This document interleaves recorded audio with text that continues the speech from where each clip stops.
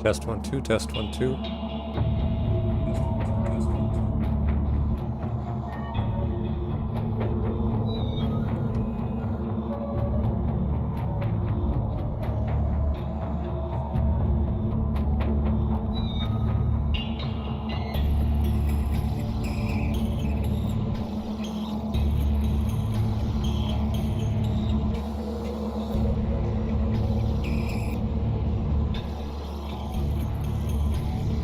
Welcome everybody to another Humble Choice Tuesday. We're starting with Barotrauma. I have no idea what this game is about, but I consent, I guess. Epic. Oh. Nah.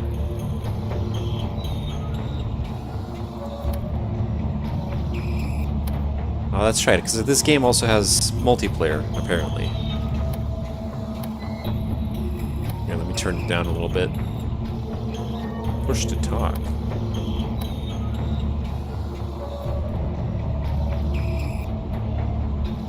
Come on.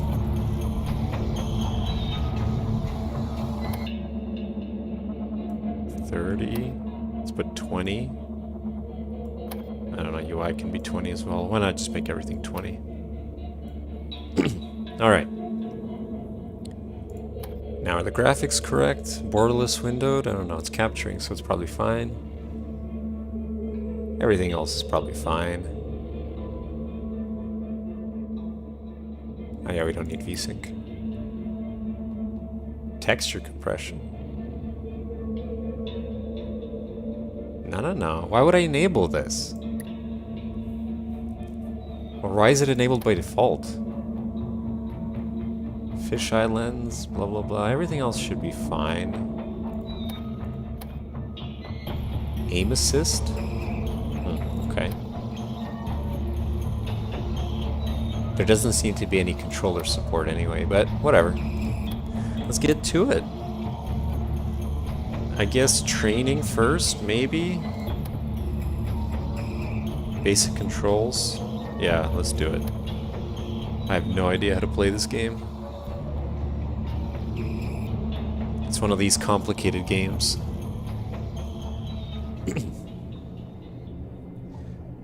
I see you're standing. I'd like to keep this brief since you're the 6th person I've had to guide today, and frankly I'm getting tired of it. Where am I? Who am I? You're in an automated rehabilitation chamber. You've suffered a traumatic experience, and we're in a perpetual state of screaming and defecating your boiler suit. Dr. Happy has seen fit to treat you. I don't remember anything. That's great news, and significantly reduces the chance of intense nightmares and flashbacks, too. It's an intended but slightly inconvenient side effect of your medication. We just have to reteach you all the basics, like using your arms and legs, and you're good to go, and make some money to pay your medical bills. Medical bills? Anyways, let's get you going. Try to move those arms and legs, will you? The door will open once you press the button. It's slightly out of reach, though. Got it.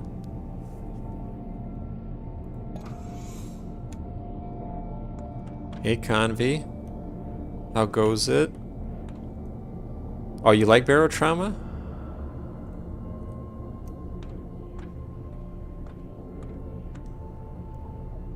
Pick up. Oh, yeah, okay. You heard it's good? Yeah, I think people say it's good. It's especially good with multiplayer. But it's one of these really complex games that I'm not particularly good at doing in just an hour. So what is this? ID card? Alright. See, like, it gives you plenty of options here that you're never going to use, like repair, rewire, and more. Markiplier is making a movie out of it? What? Oh my god, look at that. Look at the physics on this thing. Look at that. Oh! That's fantastic.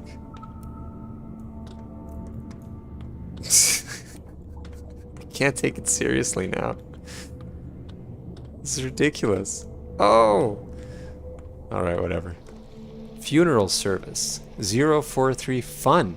9095. Already good humor. We put the fun in funeral. Dr. Happy's vitamin.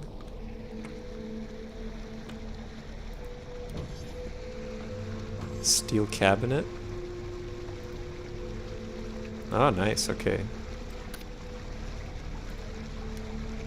So I can repair it. Electrical engineering 55.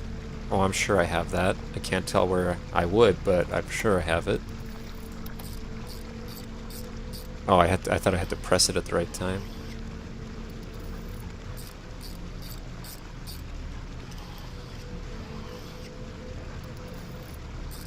Very nice. Look at that. And I got an achievement. I really have to turn those off. I keep forgetting to do it, though.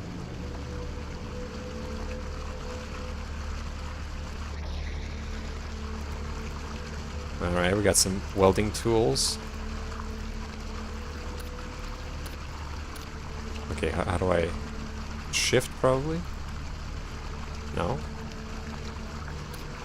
Oh, whatever. Double click. What do I... Am I welding this? No. Oh, wait. Oh, okay, I thought... Alright, whatever. What is this? Powered?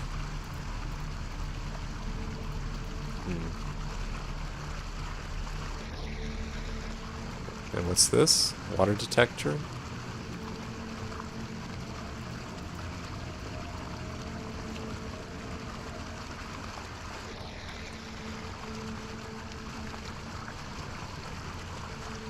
Fill the welding. Oh, I have to actually... Okay. There we go. Have I played Project Zomboid?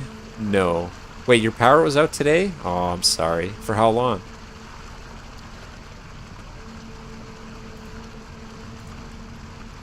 Maybe I go down.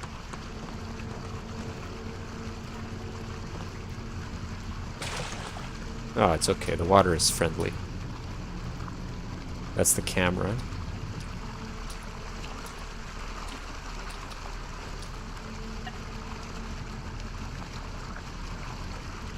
Like, what am I doing? Weld the damaged wall. Oh, this is the damaged wall. Okay. Oh, there's not actually like a contextual thing. I just do it.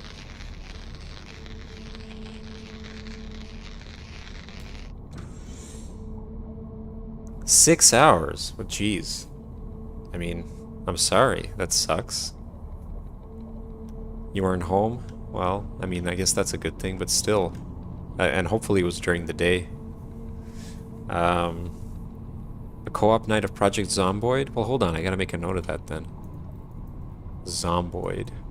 I've seen the game, but... Ah, it's a sandbox with zombies. Okay.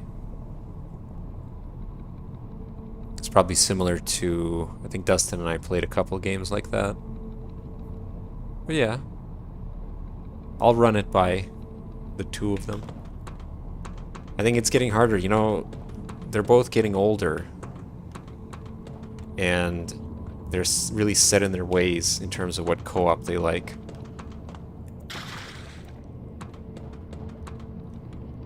What is this? Diving suit locker.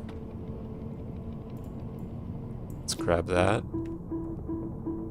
Your diving suit is empty. Oh, that's not good. Uh-oh. Well, take it off.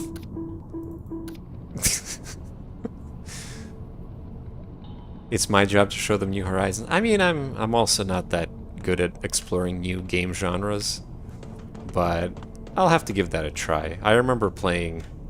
Again, I forget what it's called. Oh, How to Survive. Dustin and I played How to Survive. I really thought that was a good game. And I'm not really a big fan of zombies or anything like that. I just thought it was well made. Oh wait, no, I shouldn't do that. Man, I'm completely messing this up. Hold on. Oh, this tank. No, that's the fuel tank. Is this the oxygen then? Come on, get up there. Ah, I see, okay. So now I can put it on. Wait, is it on? No. No, put it on. Ah, see, this is one of those games where you really gotta do everything precisely. Wrench. Uh-oh, I need a wrench. Can I swim? No, not in there. In the locker. Let's go. Let's do it.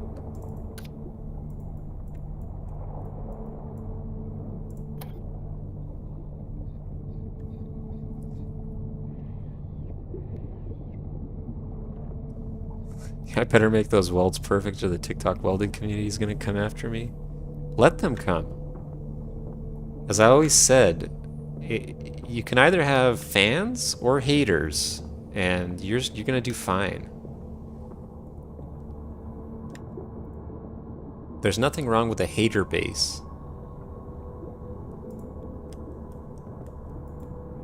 Wait, now I have to put the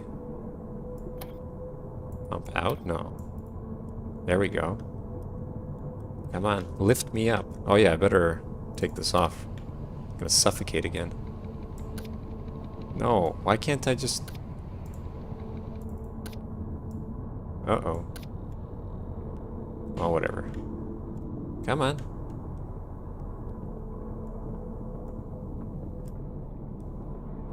Can I just take this off and not hold it, please? Just put it here. Why can't I put it here?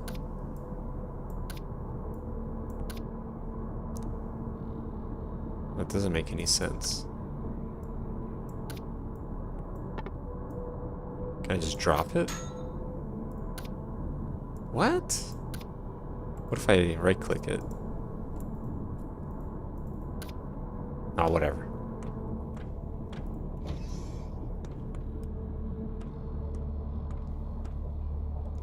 Ah, shit. We didn't think you'd get this far so soon. This sector is unfortunately still quite unfinished, as you can see. There used to be a mud raptor nest here, but we're 90% sure they're all gone. What's a mud raptor? Hold on a second, I see some additional movement on the camera. Uh-oh. What's that noise? Uh-oh. Well, what? Well done. You've... Oh, I see. Okay. Sure. Let's do the next tutorial before we get into the game. Oh yeah, I gotta always forget. Oh hey, how's it floating, dude? You here to get your papers to sign on... a submarine? That's right. Whoa, such enthusiasm, dude. I love it. Are you familiar with the courses we offer? No, what courses? Ah, you know, dude, just the thingamajig politician dude in his ivory tower trying to solve a problem without actually solving the problem, you know? What problem? The submarine business. It ain't all that. You feel me? Ain't many that return from a trip. Ain't any that return from 10 trips. So there's a 100% discount on whatever passes as education here. Because that'll solve things. Are you bashing your own program? I'm just a reception dude. Dude. Why did he say dude twice? Ain't my job to get meat for the grinder. Want my advice? Take a station job. Fight back against the system, dude. But I want to find adventure. Besides, there's no food here. Suit yourself, dude. We offer 5 courses here. First off, the captain. If you feel like delegating all the shitty tasks, this is for you. Highly recommended. Like the famous Herman Pollard. Sure, dude. Then there's the Fixin' duo. The engineer gets all the fancy toys, but with a high risk of being shocked. Ain't for the weak-hearted. Then there's the mechanic, if you don't mind getting wet. He's doing the welding and pump fixing kind of things. Ain't recommended for smokers, feel me? Sounds like important jobs. Yeah, awful, right? Then there's the security officer, if you like shooting the creepies. They're usually too in love with their power, though. I actually got this tattoo that says ASOAB, means all security officers are bastards. Watch out with those dudes, dude. They can't all be bad. Finally, there's the medical doctor. Most of them are creepier than the actual creepies, but some actually make people better, man. They're some literal saints, feel me? Anyhow, if you're still interested, move on to the next room. Sign me up, sir. I'm trying to look at my character there. Everybody looks like they're made of porcelain. days since last malpractice lawsuit. So clearly they're still lawyers. Alright, let's go. Oh my. Engineer trainee. I can grab him. Wait, where'd he go? Captain trainee. No, I want to grab the engineer. Come with me. Wow, that's a terrible grab. Come on. That's fantastic. Can I grab 2 of them? No, we can't. Alright. And then mechanic. Okay, whatever. I can go down? Yeah, what's down here? Trash can. Can I go down again? Wait, hold on. No.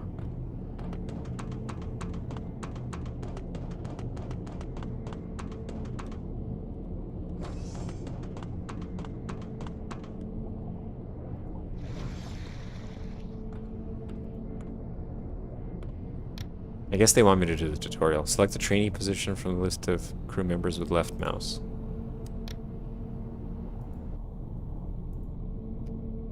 So you can switch between them. Yeah, okay. Yeah, this would be way easier if you actually had real people to play with. Treats the elements of the crew. This ranges from bandaging small wounds to administering drugs. Can be saved to CPR. Alright. Start the tutorial? Sure. Hey dude, the teacher's ready for you. On my way. Wow, those guys are running around. Find your instructor. Where's the marked location? Oh, it's down here. Can I just... Okay, you can speed up with shift. Opium, morphine. I don't know what stabilizone is. Stabilozine is. You're here. Great. My name is Dr. James Beam, and I'll be guiding your hand today. What's your name again? Oh, it doesn't matter. Let's get on with it. My head is absolutely throbbing. Stay silent. The med bay is where medical items and treatments are stored. If a submarine has a medical fabricator, it is usually situated here. Some med bays are also equipped with beds for patients to rest in. As space is limited in submarines, some vessels opt to do without a dedicated med bay. Ready to go, sir. Keep it down, will you? Grab some morphine for me. You can find it in that cabinet over there.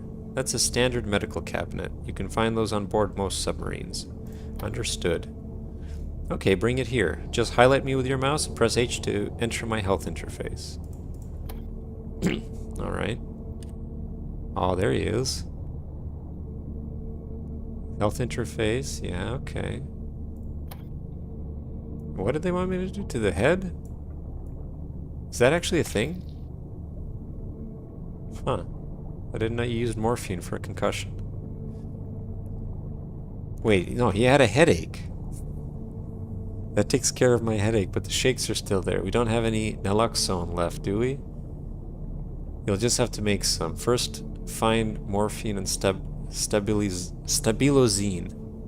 Naloxone, isn't that what Mr. Robot was imbibing to avoid getting addicted to morphine?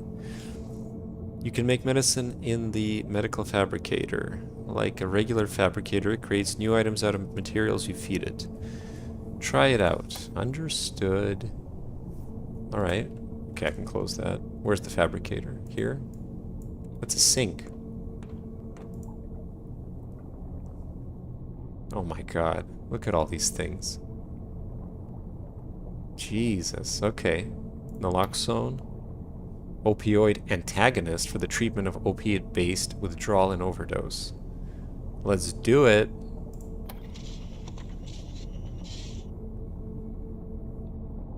Alright, right side of the screen. Oh no, okay, that's it. Now I can administer it again.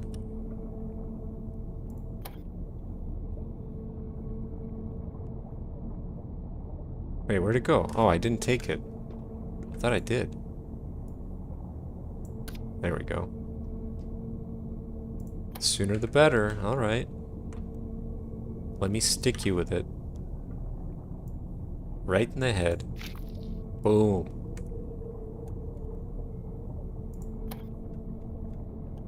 Are you...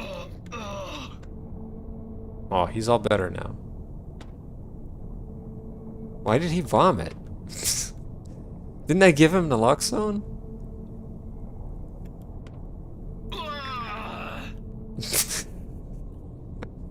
What did I do? Do we need another one? Alright, fine. Let's give him some more naloxone.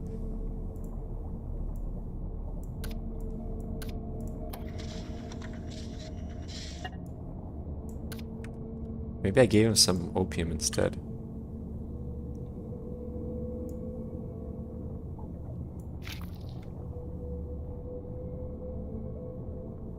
It said the patient is happy enough. There we go, okay. I guess it just took 2 doses. That's about all you can do for me right now. If you want to be out of more use, tend to the patients next door.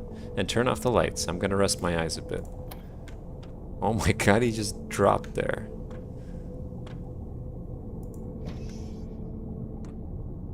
There are several patients here, each with a different affliction. To find out what ails them, I will give you this health scanner HUD. It will display what their issue is before you see it for yourself up close. When treating a patient, the health interface will suggest treatments on the bottom. Simply clicking on a suggestion will apply it, but you can also manually drag a medicine to the wound. Cabinets should be stocked with whatever you need.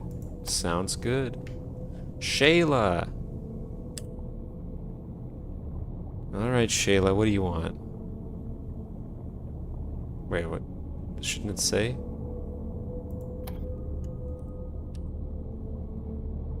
Oh no, I'm doing it wrong. Oh, this is the HUD. Okay.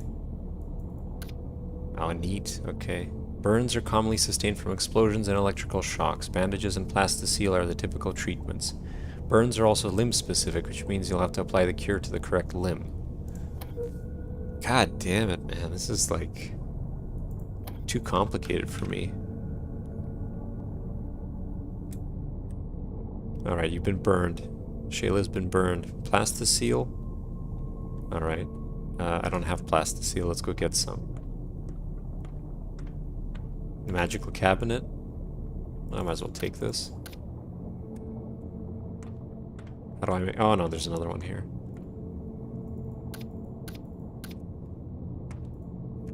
Alright, Shayla. Whoa!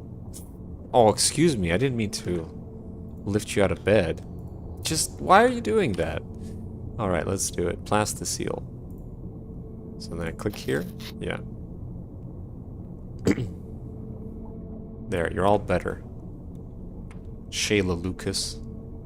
Psychosis is usually inflicted by otherworldly sources. It is treated with haloperidol. Ezekiel Tyson.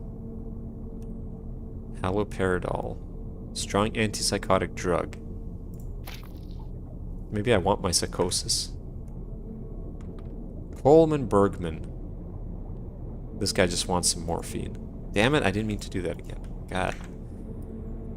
Oh, he's got a blunt force trauma on his torso and stomach. Just take some morphine. We're gonna have to give him naloxone after, aren't we? Oh my god, fentanyl. Gotta be careful with that. Well done. There's one... No, he's not...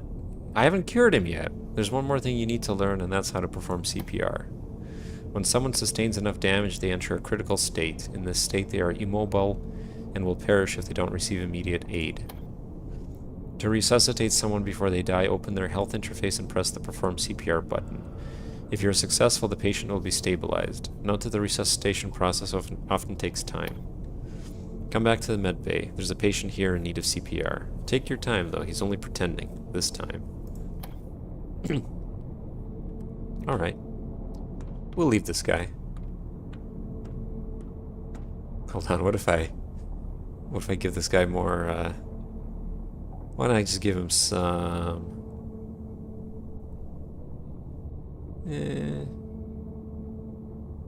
That's a relatively mild opium.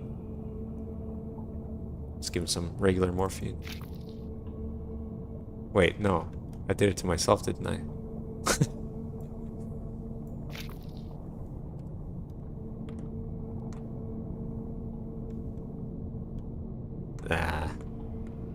Probably can't do anything. Wait, is it? Oh no, no, this is the person I was supposed to resuscitate. Why is Dr. James... Oh, I see. Laura's on the ground here.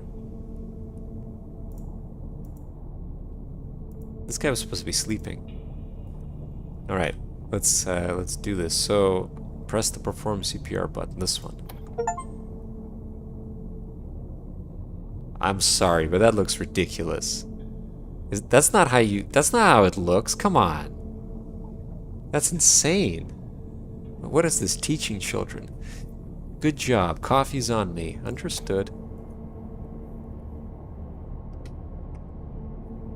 Well done. You've completed the roles tutorial. You want to restart and explore? Yes, absolutely. Because, man, I have no idea about any of these characters. Even the medic. Skip to tutorial. I don't need to hear your spiel. Alright, let us try security this time. Security protects the submarine and crew from external and internal threats with a combination of ship-mounted and handheld weapons. Move to the room to the right. Let's do it. Hey dude, the teacher's ready for... Alright. Come on. Oh yeah, I gotta press the button.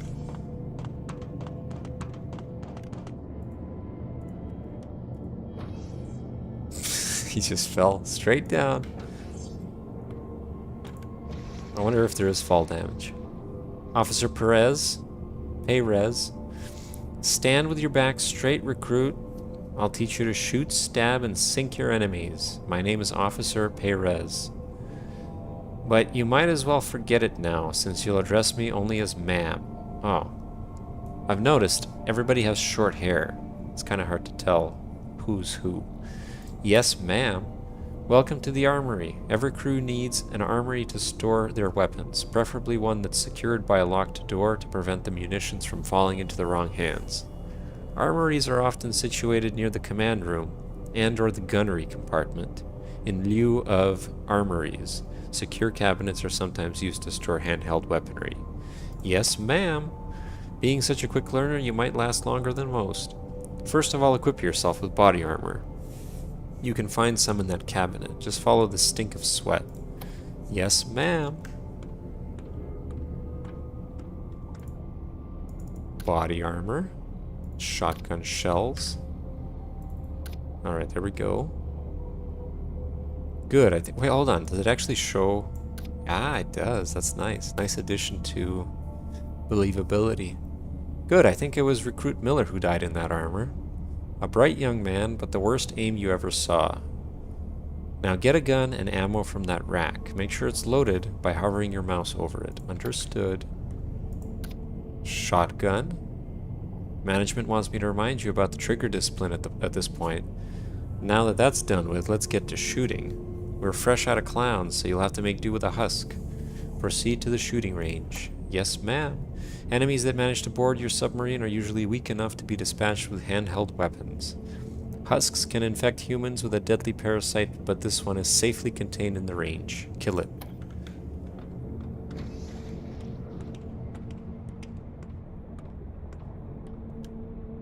Can't even see it. Load your gun. Equip it. Kill. That's one. Can't even see the head. Boom. Still alive? Crazy. Now I can't even see it, whether he's dead or not. But whatever. It must be dead now. I can grab? Oh no, I can't. Is he dead? How is he not dead? Nice shooting. You beat Miller's record. Excuse me? Like, what does that even mean? Let's find you something bigger to shoot. Proceed to the coil gun loader. Yes, ma'am.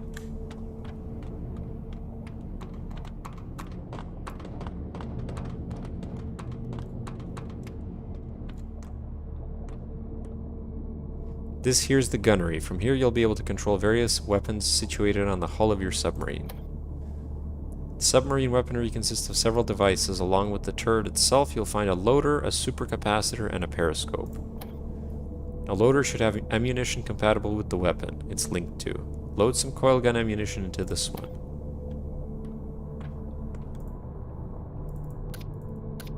Alright, load it. Ooh, you get heavy. What? Supercapacitors provide power to the weapons. Turn this one on by cranking the dial. The higher it is, the faster your weapons charge. Just be careful. On red, it starts to overload. Yes, ma'am. Wait, what? How do I... Oh no, I shouldn't have done that. Hold on. Oh, this...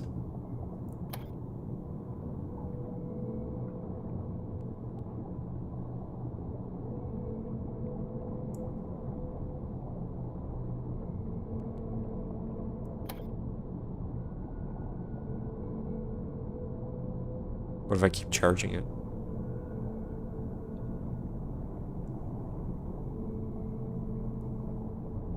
It doesn't do anything. Oh, whatever.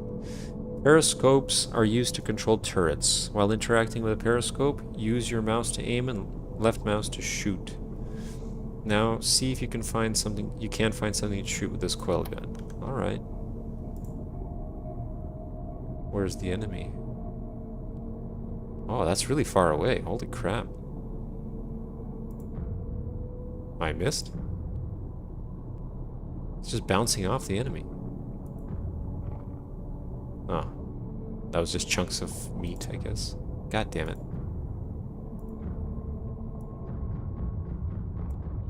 I thought it was like a really strong gun, but it's not. Alright. Good one. Now I can sleep better at night, unlike Recruit Miller. I think she had a thing for Miller.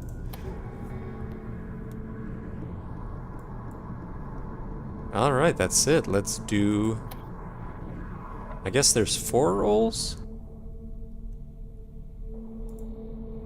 You thought I was all alone on the ship? No, that's why this thing works really well in co-op, I think. If everybody is as diehard as you are. Because everybody controls somebody. One of the roles. So we did medic, we did security. Engineer. Ah, no, there's 3 more. Man, we're gonna only get through the tutorial in this hour. So let's do engineer. Oh yeah, hold on. Oh no, let's do mechanic. Just gonna go in order on the left there. The mechanic maintains mechanical devices. Yep.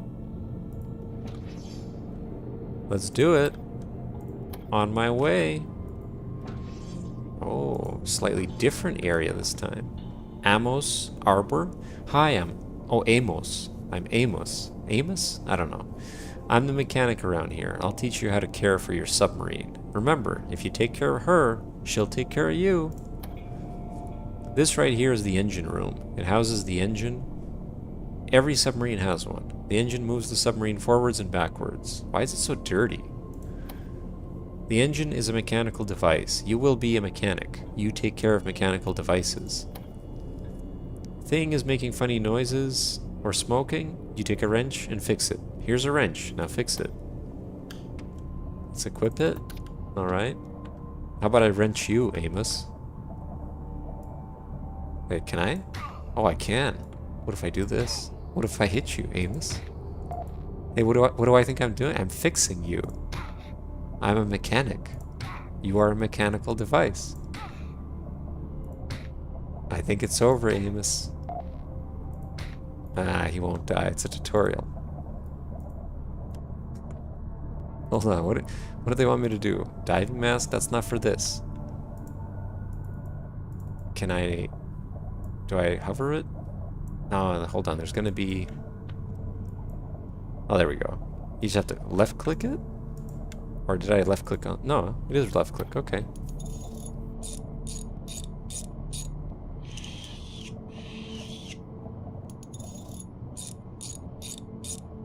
That wasn't terrible, aside from bludgeoning me.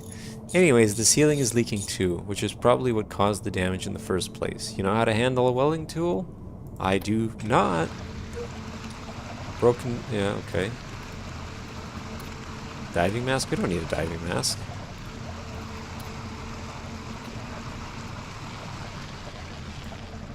Look at that. Perfect weld. That'll do. Now grab a diving mask from the supply cabinet. Alright, I just did. Equip it. Perfect. Down this ladder and through the hatch is a ballast tank. The ballast tank fills up with water when the submarine needs to go down. Wow, they simulate ballast tanks as well? Okay, this game is way too much for me. Inside a pump forces the water in or out. If the pump breaks down, you get in there and fix it. Since there's usually water in the ballast tank, it helps to have some diving tools on you. Still got that wrench? Yep. Alright, let's do it.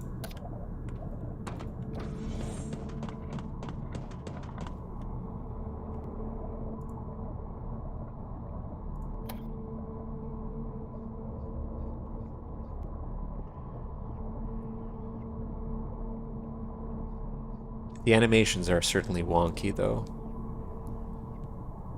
It's the same as that Viking game, that 2D Viking game, where the animations were... I guess they tried to ragdoll them in 2D, which never works out well.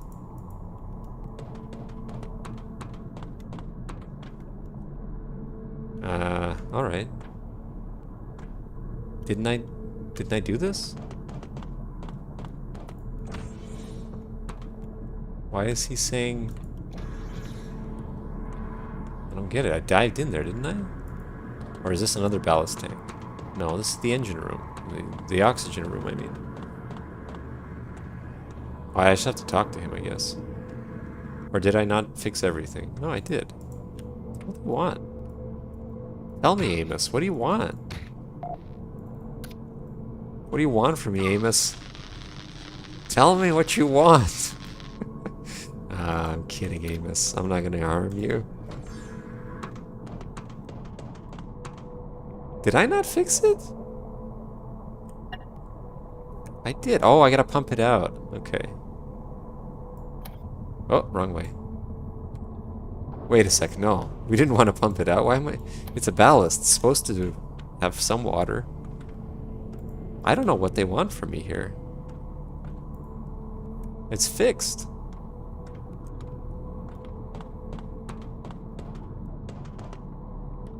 Is there something I'm missing here? Here, let's fill it up and see what's gonna happen.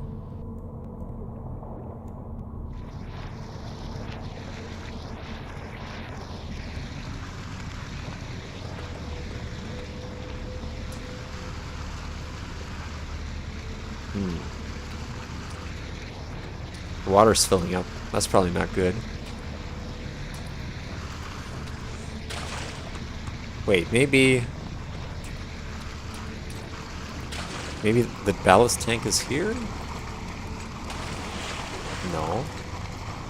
Man, I really have no idea what they want. It's apparently showing here, but that's just talking to Amos, I think, isn't it?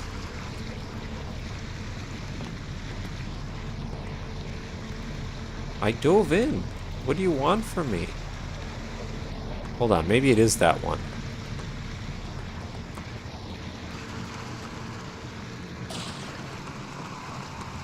No, there's no water in here. Wait, what? Why is it showing water? I have no idea. I broke something, probably by smacking Amos too much. That's a fabricator. So this is the next tutorial.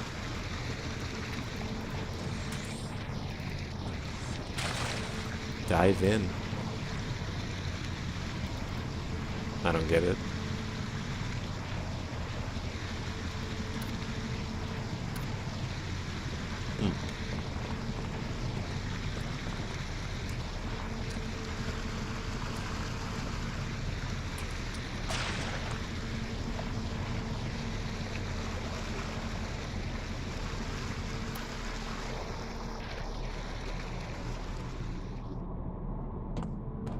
Alright, whatever. I think I broke something. Let's try a different roll.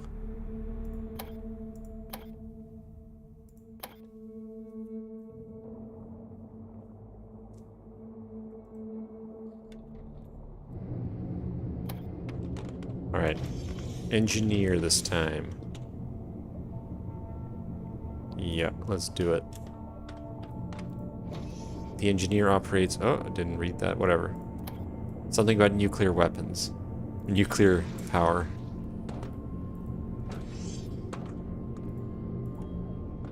Kayla? Kayla Fryer? I don't know. Welcome, welcome. I'm Chief Engineer Fryer, but please call me Kayla. I'll call you Fryer because I don't know how to pronounce your first name. The reactor room is where the heart of the submarine resides. As long as there's electrical juices flowing through the wires, there is life in the submarine. And the electricity, all originates from this beauty right here. Oh, so it is a nuclear submarine. While a nuclear reactor may sound scary because of the whole invisible radiation thing, there's actually nothing to worry about. Operating reactors is relatively safe.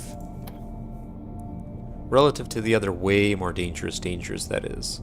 The reactor room is usually quite well protected, and it's centrally located.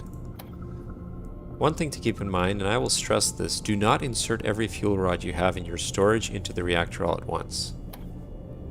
Really, do not. Each fuel rod increases the amount of heat generated by the reactor. Too much heat means a fire will start, eventually a full-blown meltdown will trigger, and kaboom.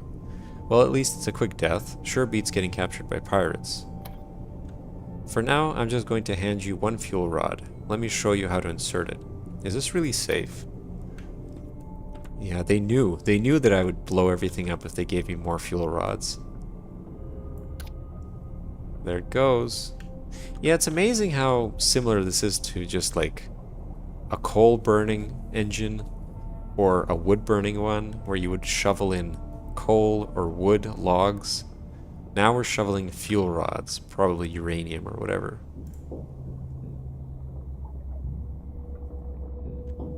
Oh wow, that's really complicated. That is insanely complicated. I'm not reading all this. Just give me the automatic control. I know, eh? This is insane. This is a game on its own. My god, you gotta like know your stuff. Just insert, please. I don't care.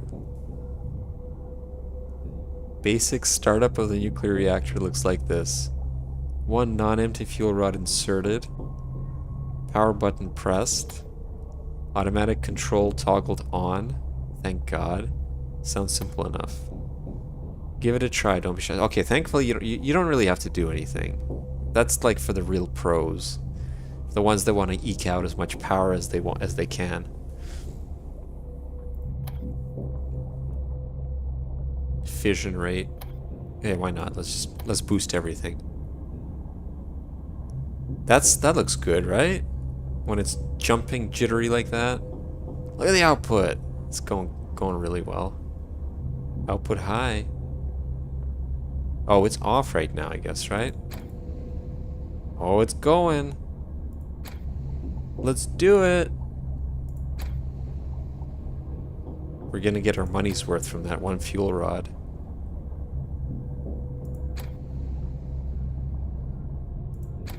I don't think it goes higher than that. Whatever, let's just turn on automatic. Oh, see? Oh, I did it wrong, I guess. You're not supposed to boost it to the red line. Great job, you're a natural. We now have power. Look at how all the lights are turning on. That was all you. That was easy enough. Aha, getting confident, are we? Well, let's switch over to manual control then. Oh god.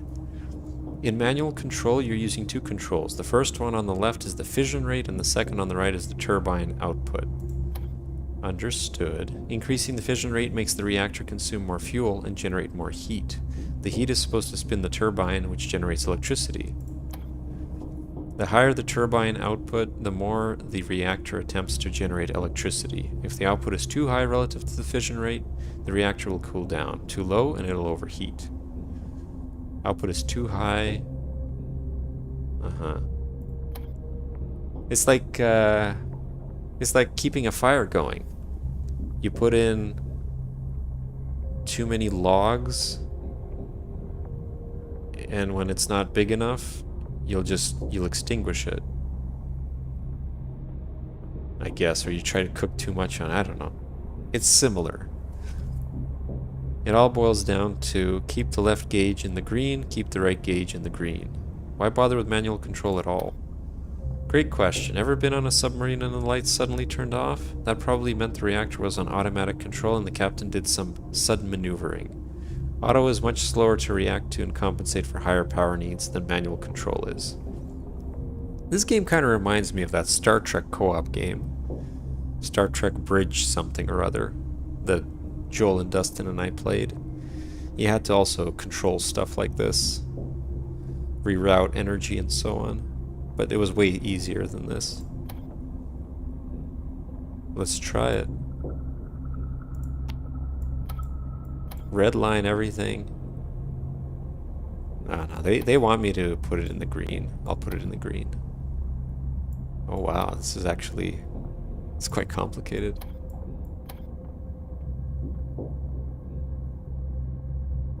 Keep the fission rate. Okay, yeah. This is good, right? Come here.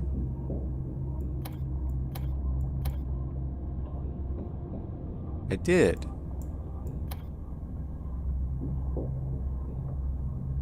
Am I supposed to, like, this is a pain in the ass to have to keep doing manually. Why can't it stabilize? Come on. There, we did it. Good job. Now let's move on to the next. Well, let me turn this on. But first, turn the automatic. Yeah, okay, good. See, I knew what to do before. It's important not to leave the reactor on manual when it's unattended. It's not doing very well, is it? Like, I did better than this. Alright, I think we're all done with the reactor now. Follow me.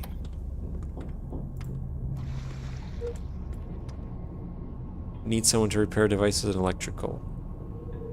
Welcome to electrical. Things are buzzing around here, aren't they? Don't be intimidated by all the wires. They're going exactly where they need to go. I made sure of it. This room is usually filled with junction boxes. All the power from the reactor needs to be distributed, and that's where the JBs, or junction boxes, come in. When the junction boxes break down, which they will, any devices connected to them will cease to function.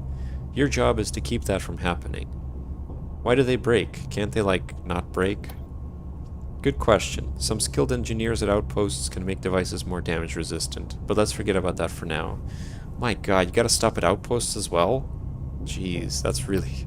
This game is complicated. Most captains are the rough, breaky kind of captains. They prefer to accelerate at maximum power for a few seconds, then completely idle the submarine the next minute for a cigar break. These power fluctuations are what damages the sub's electrical devices most of the time. The other thing is water, of course. Electricity and water don't mix so well, so anytime water leaks into the submarine there will be damage. So I just sit here with my screwdriver for the whole trip? Pretty much, except once you learn how to fast repair you'll have a lot of time for other things. Let me show you. Alright.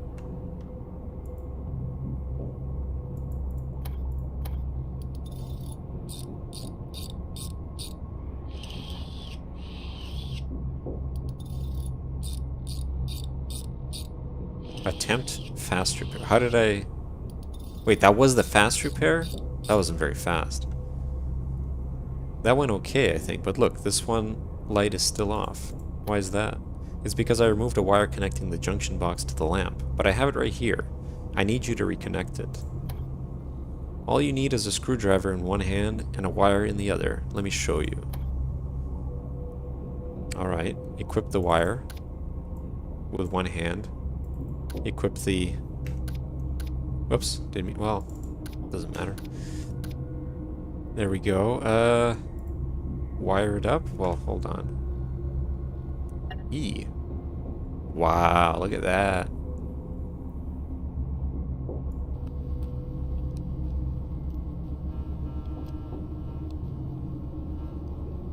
Power connected to the lamp's power input.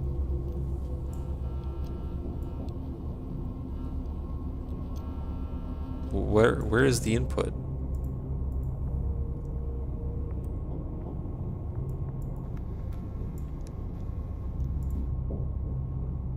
Oh, I see. Wait, no. Oh my god, where do I connect it? Oh, I have to press E again. Power out, maybe? Can't tell if that did it. No.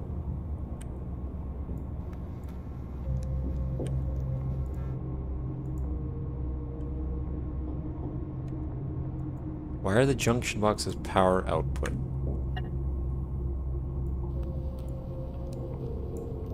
Now this has to stay.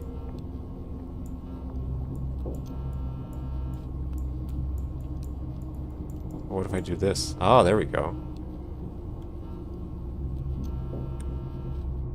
Careful, I might cause another blackout. Yeah. Whoops. Alright. Yeah, I think...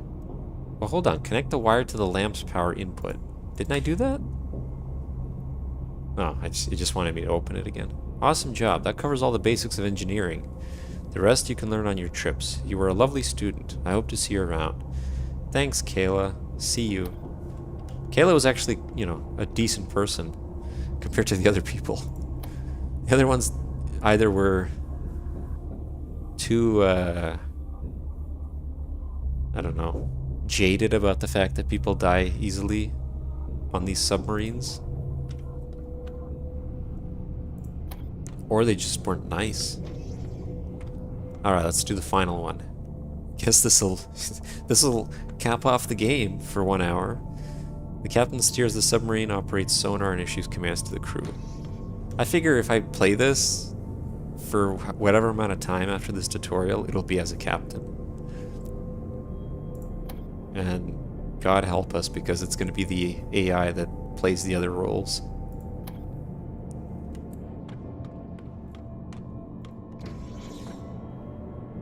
Hi, I am Captain Sterner. I will be your instructor today. I will start with a brief explanation of what it means to be a captain, followed by a practical course. It is crucial to enforce a chain of command, so you will address me as captain. Say, "Yes, Captain," if you understand. "Yes, sir." Whoops, no, "Yes, Captain." The command room is the brains of the submarine. From here, signals are passed, either verbally or electronically, to crew and devices. Using devices like the navigation terminal and status monitor, the captain can pass all these signals, for example, order the crew to fix devices, signal the engine to move at full power, or empty the ballast tanks to raise the submarine. The core function of the navigation terminal is to move the submarine. Right. Since we're in a low-light environment, sonar is the most efficient way of identifying terrain, objects, and life forms. Sonar is short for sound, navigation, and ranging. Sonar has 2 modes, passive and active. While in passive mode, the sonar only listens to sounds. It will detect things, especially if these things make a lot of sound. Static objects or terrain, however, won't be detected until very close. While in active modes, the sonar emits pulses of sound at an interval. Simply put, this means every few seconds. The sound wave will reveal terrain, objects, and life forms. Active sonar is essential to avoid bumping into terrain while moving at any decent speed. Finally, there's the directional ping. Whilst active sonar is great for spotting things, it's also great for being spotted. The directional ping limits the direction of the sound pulse, thus preventing hostiles from spotting your submarine, as long as it's not aimed at them. We've hooked up this navigation terminal to a sonar. Feel free to try it out. Yes, Captain.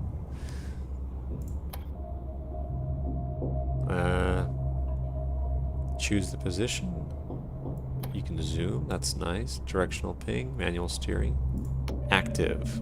Ooh. Ooh, fancy. Directional ping. Boom. Okay. Once you have a bearing on your surroundings, it is time to move the submarine. Steering is controlled with the display in the middle, which utilizes modern touchscreen and autopilot technologies. By default, the autopilot will try to maintain the submarine's position. By clicking the screen, the autopilot's target position will change to the indicated position. Furthermore, the autopilot has information on outpost locations. It attempts to automatically navigate to predefined positions. This system, however, is neither infallible nor as quick as manual steering. Speaking of manual steering, this is the preferred option for those who want more control over their submarine. By touching the screen, you set the submarine's target velocity. For example, if you want your submarine to move slowly to the right, you touch slightly to the right of the submarine's current position. If you want to rise up quickly, you touch far above the submarine's current position. Alright, seems pretty simple. Trick question. No, you're not, Cadet. A submarine is usually docked while idle to prevent it from drifting and using fuel. First, you'll need to undock using the big red undock button. Easy, right? Now let's try it out.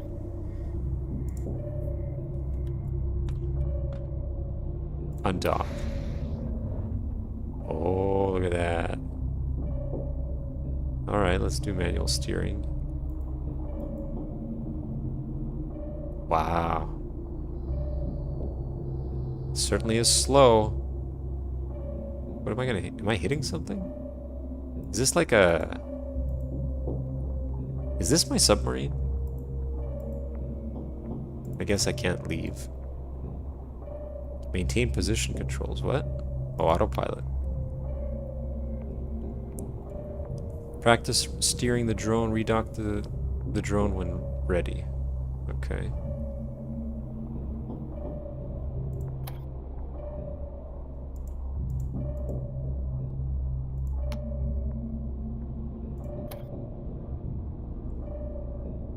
Oh, whoops.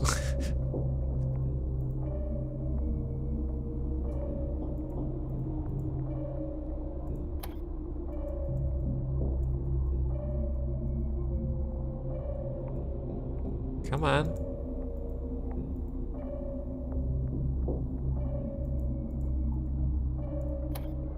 God damn it, man. I mean, this isn't like interstellar docking, but Jesus. This would be miserable to do in a stressful scenario. Not bad, Cadet. You are ready to be a helmsman now, but being a captain is more than that. You cannot run a large submarine by yourself. You need a crew, and a crew needs someone to lead them. Or they will stumble around like headless chickens. Cluck, cluck, cluck. Wait, they wouldn't. Never mind. Why did he just leave? As captain, you're responsible for leading your crew, so you'll have to issue orders to them, meaning you'll need to know what needs doing. That's where the status monitors come in. With the status monitor, you can see where the submarine is in need of repairs. You can then mark these rooms with tasks and pray there's someone competent enough to perform them. Don't skip the praying part. If you don't want shit to break down in the first place, though, you'll have to tell your crew to keep it all in good order. This means issuing them orders from the get-go. Let's try it out on an actual submarine, shall we? The other cadets ought to be ready right about now. Follow me. Let's do it. Yeah, we're definitely only going to be doing the tutorial. Oh my god. Oh, well. Don't worry. Just broke a femur. He should be limping. Why isn't he limping? So, we've learned that fall damage is a thing. Hold on. Ah, I thought he could, docking hatch. Oh, yeah. Just fall. It's all good. It's safe. Hold on. I can't go that way. I'm the captain. How is that unauthorized?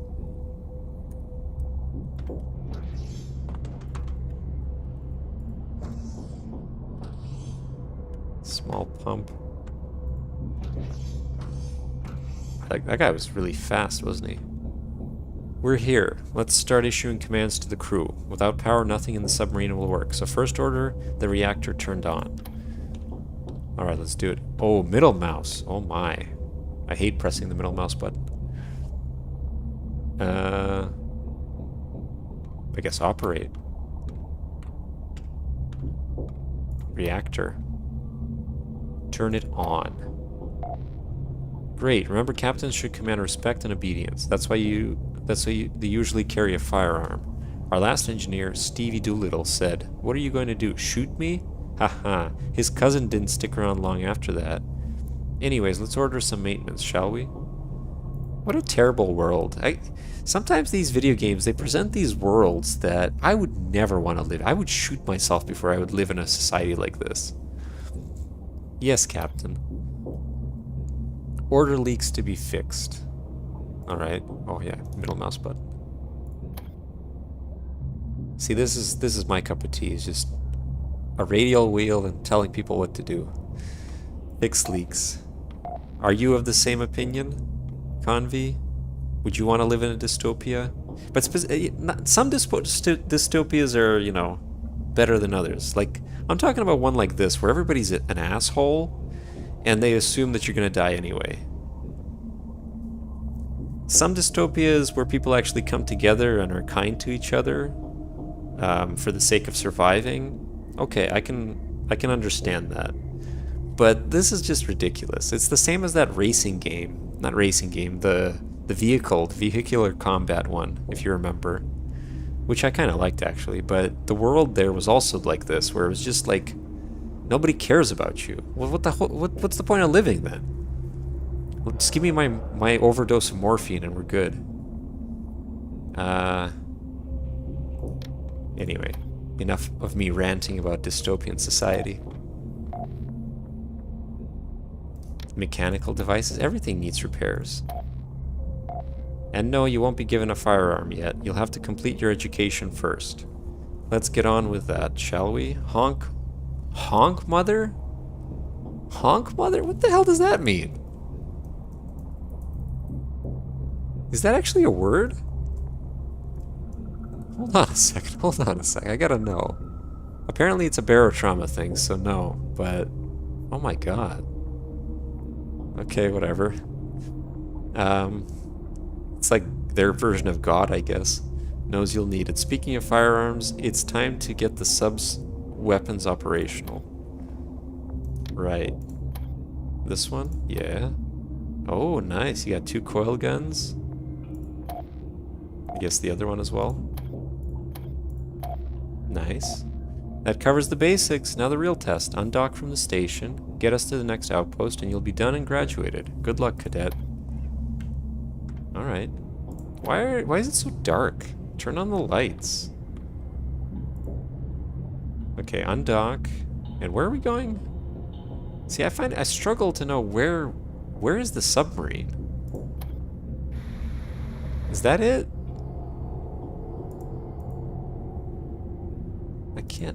I can't tell what is going on here. Let's do active.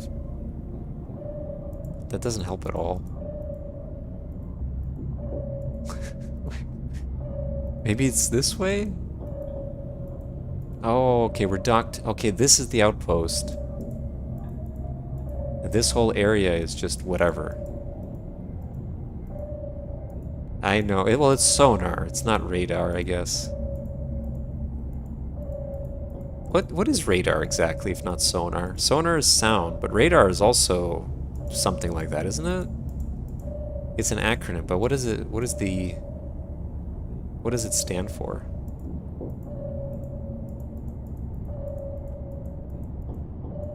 Electromagnetic waves? Oh yeah, okay. That makes sense. Because sound would work underwater, but I guess not as well in the air. You know, there's a horror game, I forget what it's called, but it's based on using sonar. Like, you can only see enemies or anything when you use sonar to draw it. Or no, it's LiDAR. Yeah, it uses LiDAR, that game. It stands for radio detection and ranging. It uses radio waves. Yeah, okay, so that's the difference. I don't actually know... Oh, what okay. Apparently you run into something, everybody falls down. Hold on, I want to do that again. That was fun. Come on. Oh god, it's so slow. Who'd have thought this giant submarine would be a pain in the ass to steer?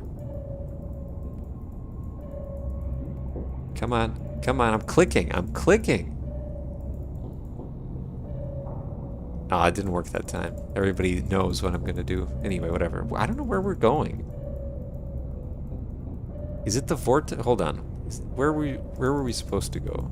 Marked station. Is this the marked station? It's probably.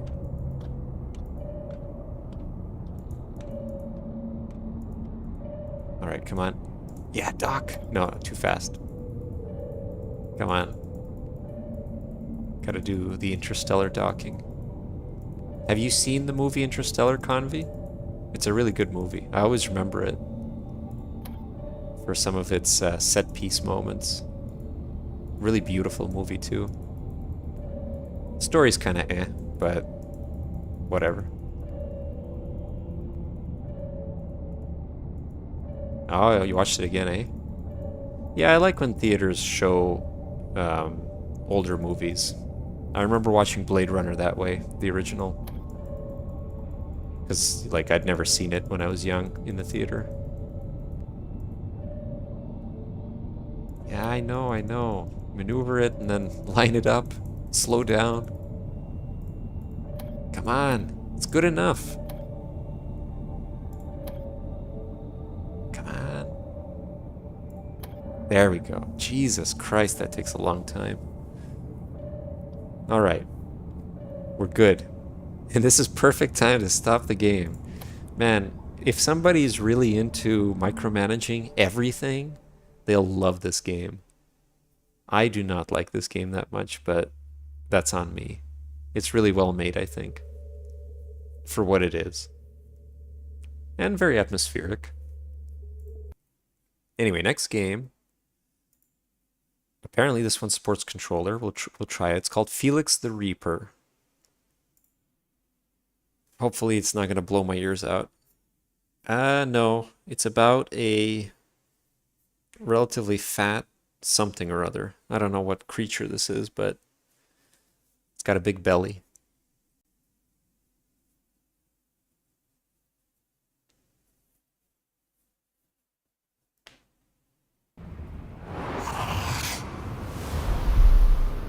Oh, it's the same publisher as the previous game.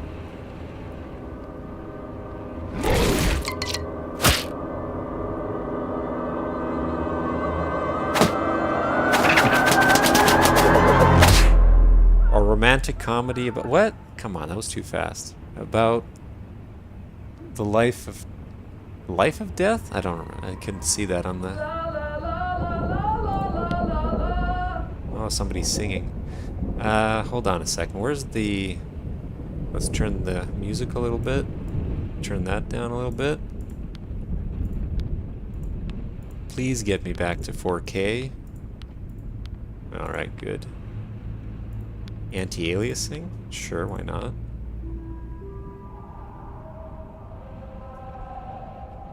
Actually, sometimes anti-aliasing, when it's not done well, it just makes it blurry. And if you're playing in 4K, anti-aliasing usually isn't even that good. But we'll see. Epic, is that the highest? Yeah.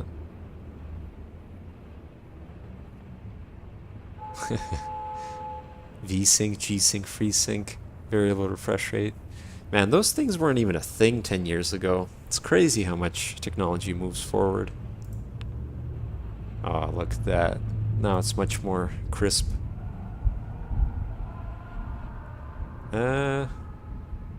No, we're gonna use controller for this. Alright, new game. Well, Felix, on your way to your first working day as a field reaper, As any good instructor of the Ministry of Death, I'll be guiding you through these final steps into full field reaper territory.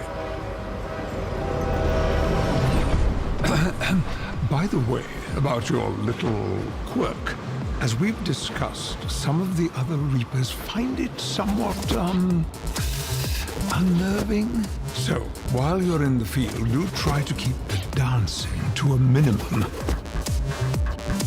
Of course, there's your unusual motivation for becoming a field reaper. It's not exactly forbidden, but we have been through this, Felix. Being in love is not conducive to the kind of work we do at the Ministry of Death, especially since the object of your affection works for the Ministry of Life.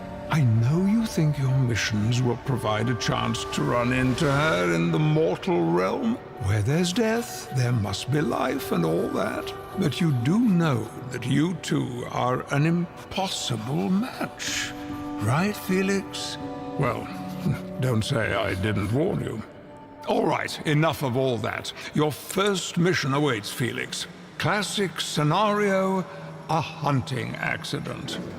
Now, if only I could find the full briefing. Hang on, Felix, sorry. Well, I guess we don't need a formal briefing for a case as simple as this one. Stay tuned for more instructions once you've reached the mortal realm, Felix, and enjoy the passage. So the narrator's voiced by Patrick Stewart, by the way. They went all out with the budget for that. I suppose I have to improvise a bit without the briefing. I'll just try this, I suppose. Oh, remarkable. Oh, here comes the televator. Greetings, Felix. Are you ready? I guess that's what you call keeping it to a minimum then. Just go here. Hold on, that's hilarious. So he's dancing the whole time. You've got moves, that's for sure. Try here then. So if I do this, do I fall off? That's right. You cannot move into the sun. You've been paying attention, Felix. Oh. Go here now. Oh, he's got the Wait moves. just a moment, please. Well, would you look at that? Go here. Okay. Oh, you can we turn forgot the... about the sundial, of course. Just a moment. And hop. Stay where you are and press push on the sundial, Felix. Great. I'll just check if you've been paying attention. Oh, Now, that's can going to be you get complicated. Here.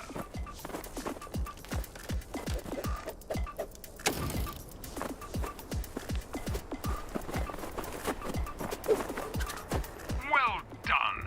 Let's get down to business, shall we? Wonderful. Now go to that skinny mortal and, press A. Sorry. Pick him up. Oh, damn it. Ooh, yes, I know that must have hurt. But then we got that tested too. Carry on. Great. And now, wait for it. There you are. Now, hold down X. Or just do whatever you need to do to get that human into the lethal position right over there. Alright.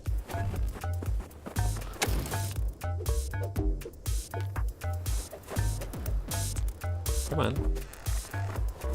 So the thing about this game is you're trying to, I guess, murder people. You're trying to put them into positions where they murder people. Oh my! Look at you, Felix. I'm impressed. Now get out. Your first human lifetime account is about to expire.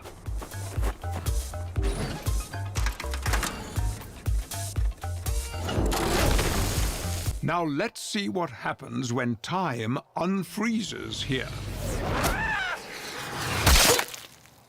Very well done, I must admit.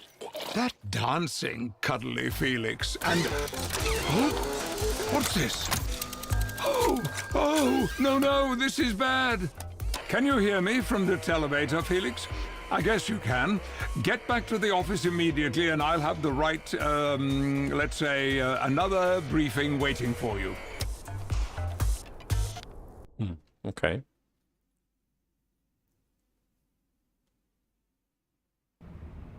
I understand you've received the proper paperwork and made your preparations most diligently, of course. Medieval Europe and the 1980s New York. Some mix they gave you, huh? Well, let's get on with it. Okay, we'll just move on from the previous little exercise. Let's forget about that. Now, on to your first real job. I'll talk to you in the mortal realm again. Man, I really like the quality of the paper and the other textures on the screen. It looks really good.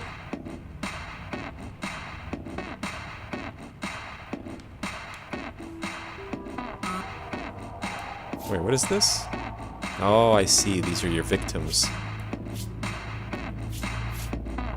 Hear me, maiden, light of love, forever banished from the shade, by cruel laws that separate the world beneath from that above. Oh, okay. I didn't have to read the cursive.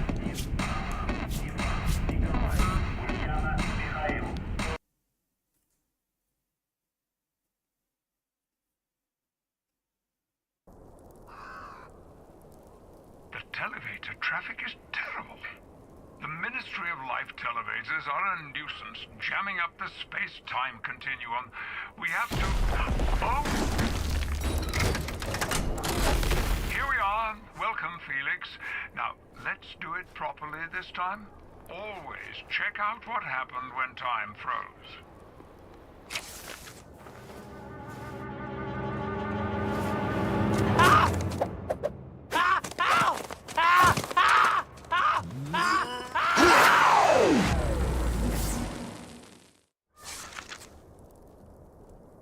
Assignment is to kill the deer.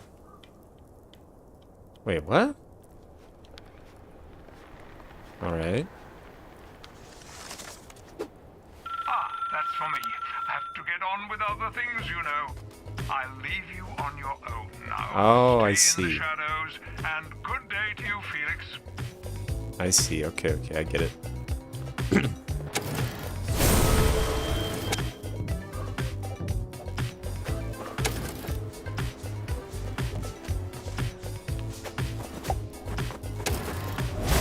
What? Okay. Hold on a second.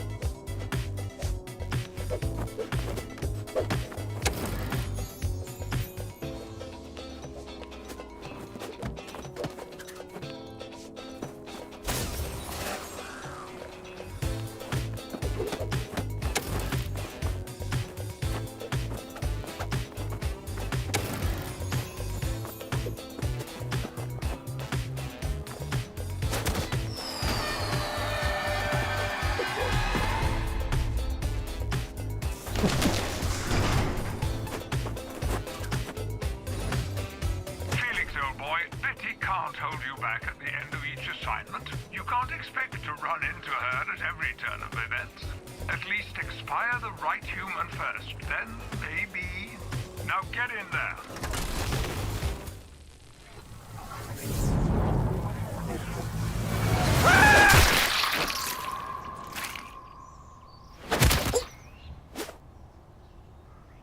Great work, and everything went according to plans and regulations. Just lovely. This makes an instructor proud, it really does. I believe he'll be fine on his own now. I will only be checking in every so often. Alright.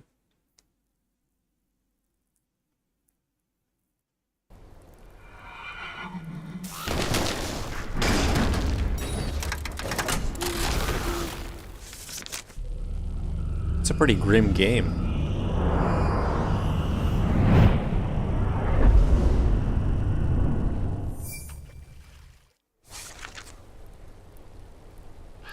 Okay, so it's not just about getting things killed.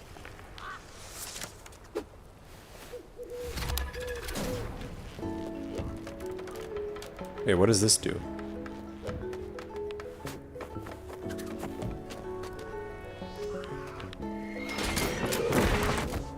Okay. Oh, that's to move that out of the way, I guess. Oh, can't do that.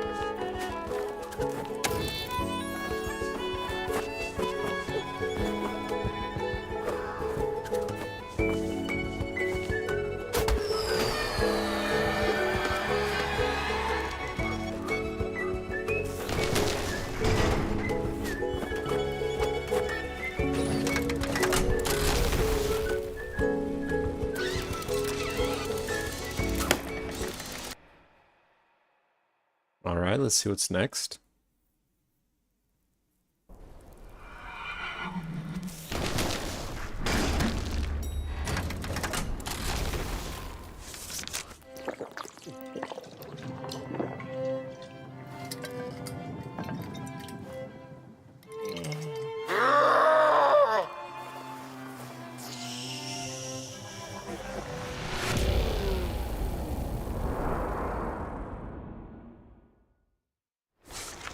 Move the beer? Okay.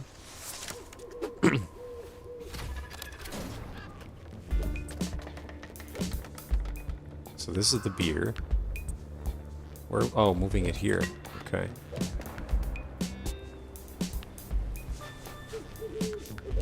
This thing...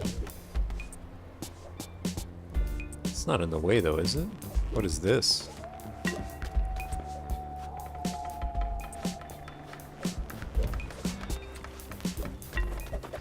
I can't go that way yet.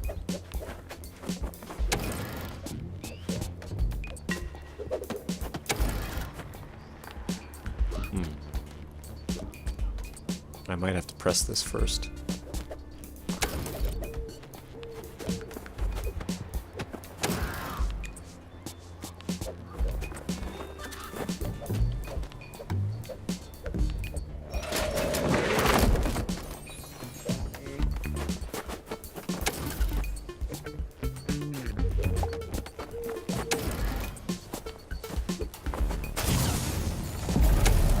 Shadow preview, hold. Ah.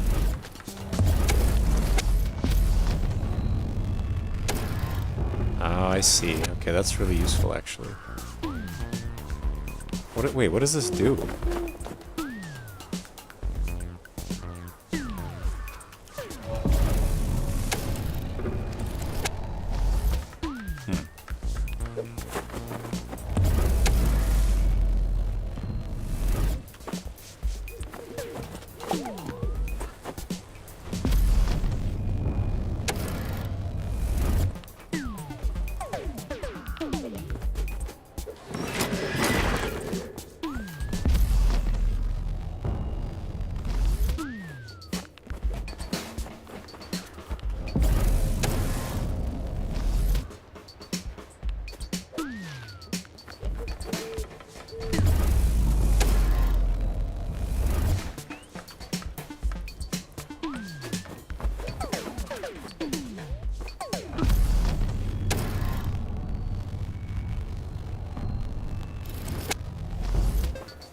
Can I place this?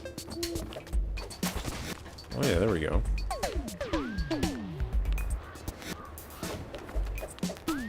Wait, why can't... Oh, because there's a thing in the way. Okay. Alright, I'll have to put it here, I think.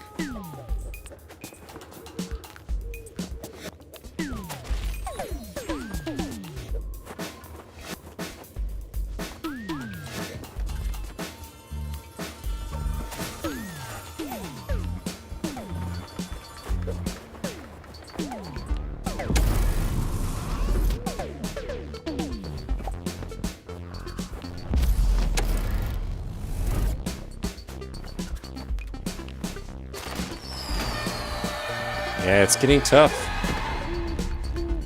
This is only the first world.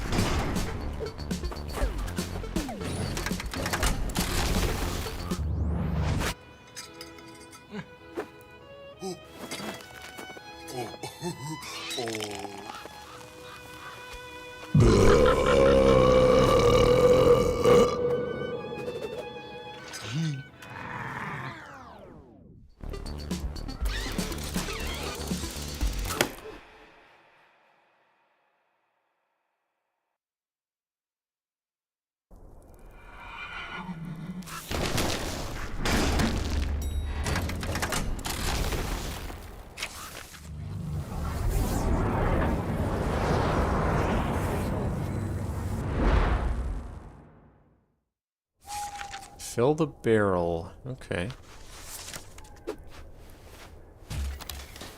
Oh, there's a new mechanic.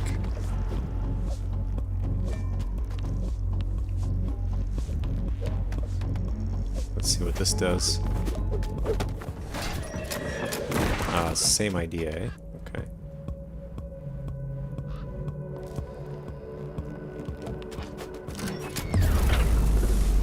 Oh, I get it.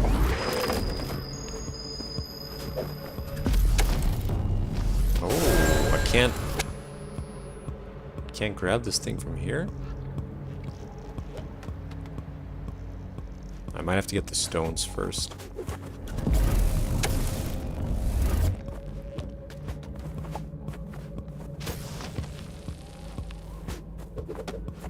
Put the stones here.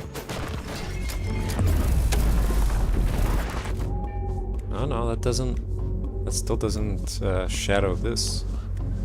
Wait, can I get the other one?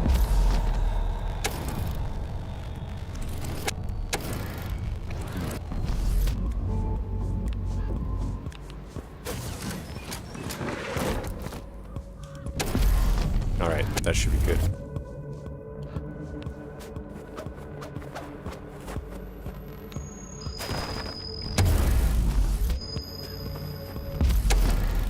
Oh, can't do that either, eh? Hold on.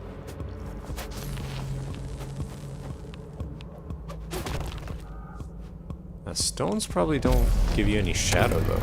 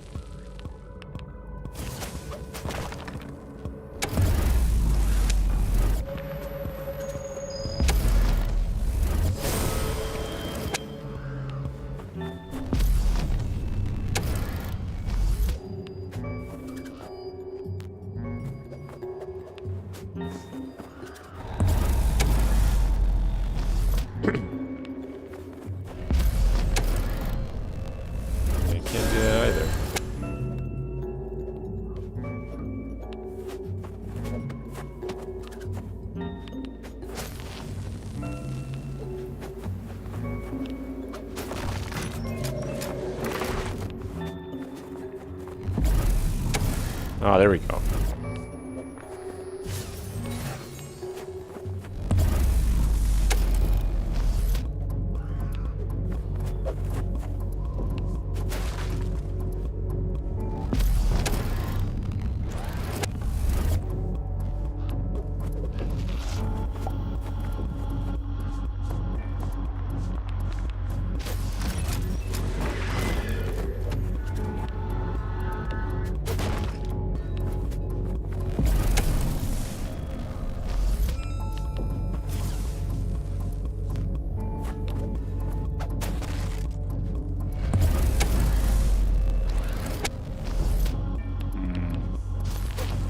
If I put it here.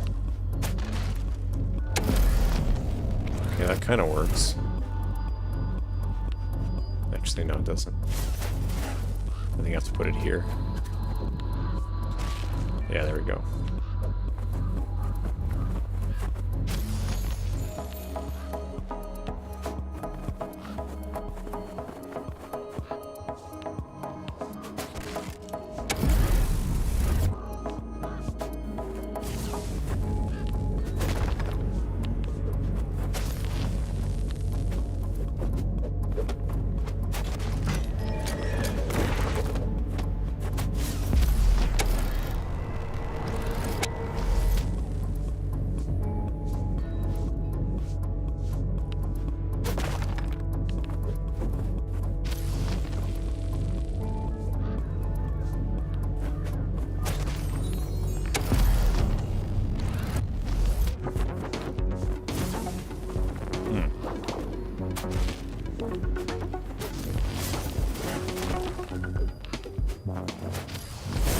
Can't do that either.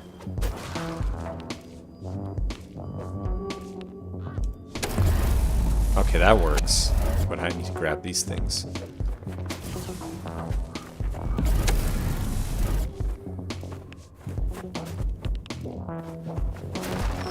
Alright, wow. Yeah, it really is getting hard.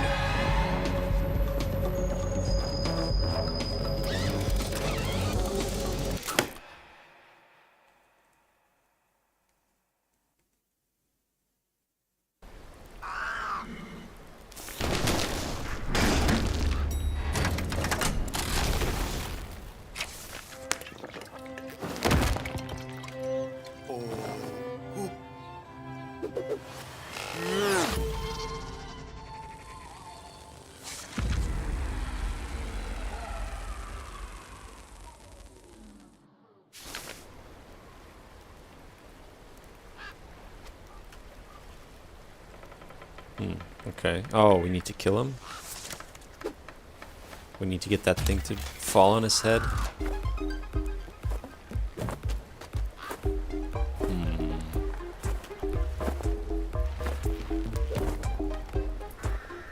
Ah, we probably need the barrel, right?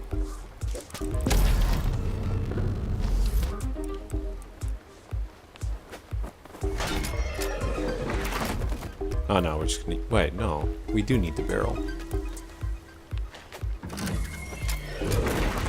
Wait, what? Oh, that was glitchy.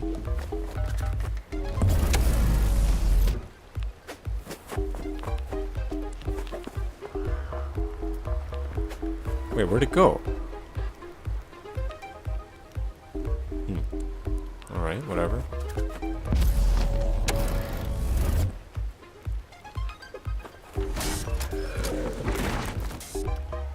No, you can't.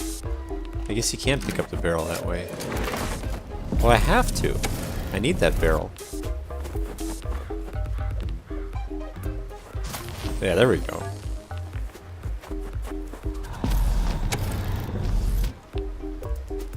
Put it down here. And that way we can grab this thing. Bring it over here. Put it here. Grab the barrel.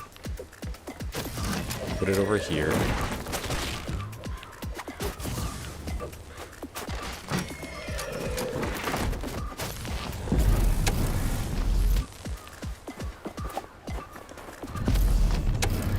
Oh, maybe this isn't gonna work. Was I able to pass through? Probably not, eh?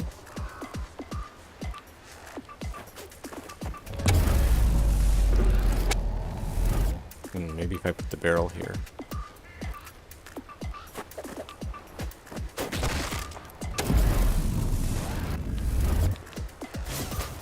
Oops. No!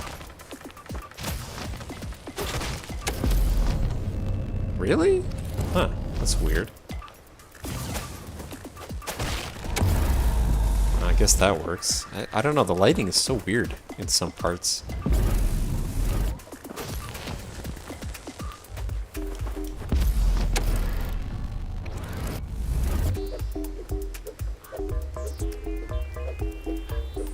Even this, I'm confused.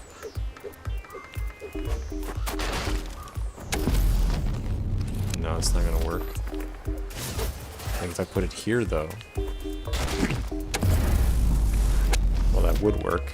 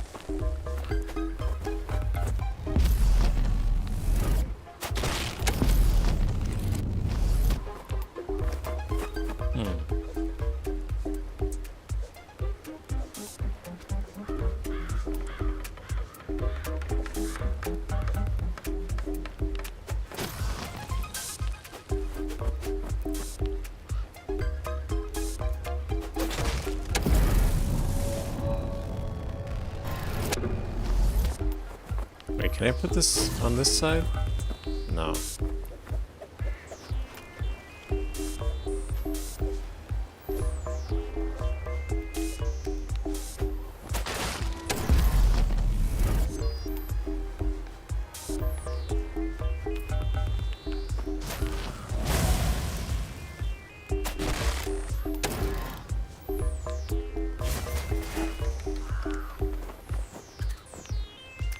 Oh, I see. Okay, hold on. I think I know.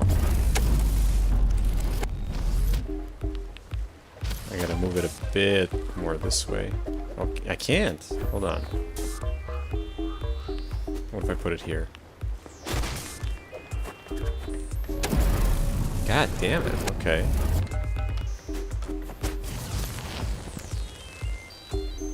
Oh no, okay, that should work. Hold on.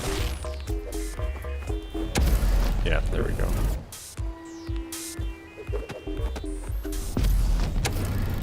Jesus, this is complicated.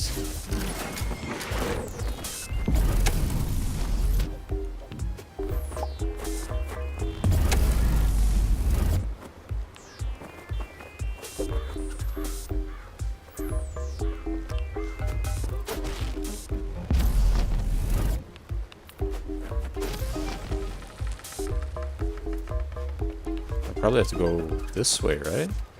Actually, no, I should be able to do it this way now.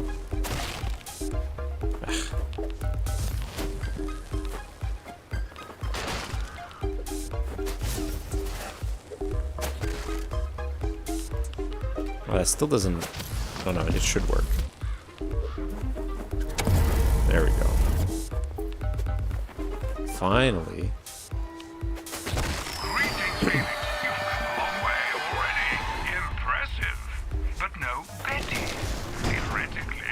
She should appear. Well, better luck in the next round. Now, get up.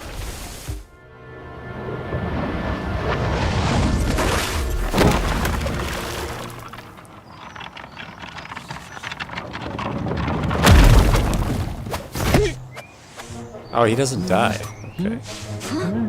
Oh, I see.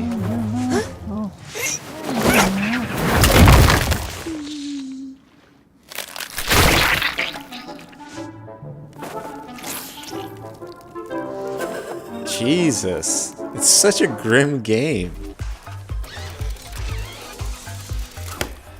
Forget what I said about Barotrauma. This is the world I wouldn't want to be part of.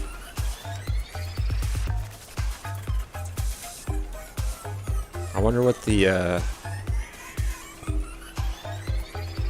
like what the, minimum number of moves would be. People said this game is like Hitman Go. I don't think it is. I prefer Hitman Go.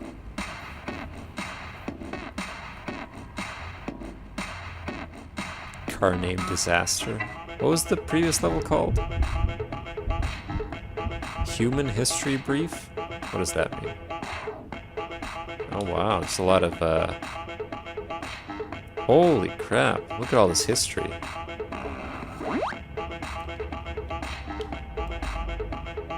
Hold on, how do I... Oh, there we go. Where art thou? Okay.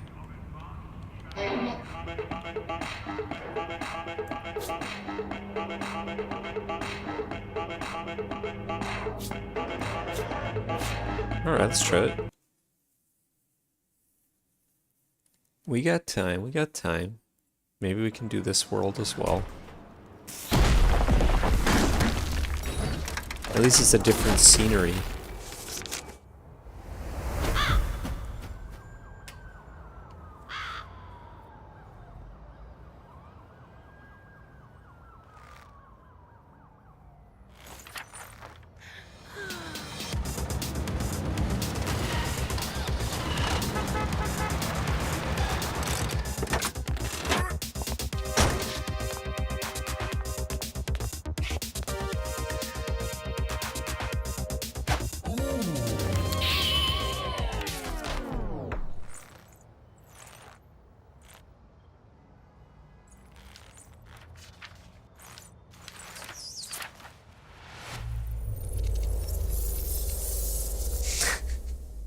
We just have to move him? That's hilarious.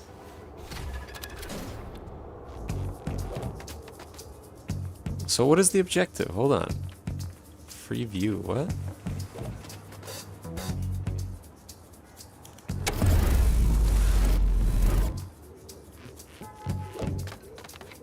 What is that stuff there? Oh no, hold on, I can't do that.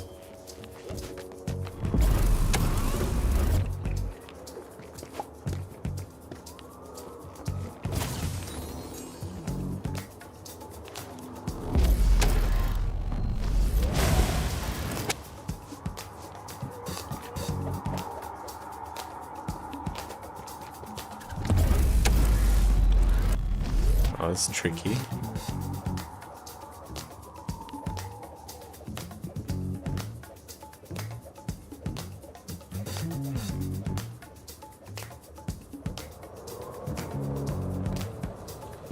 Maybe I just have to use this. I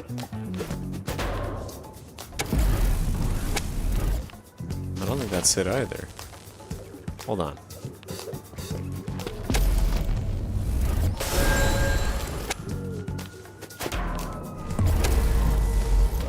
What the hell?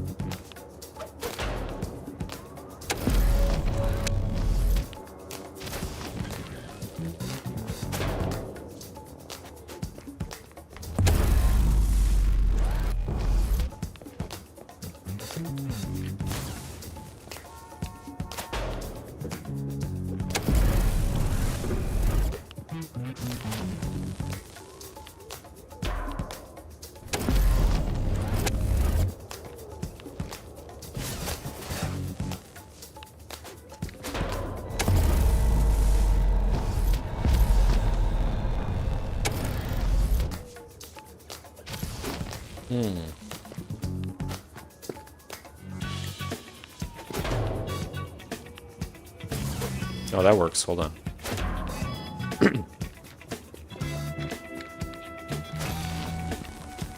There we go.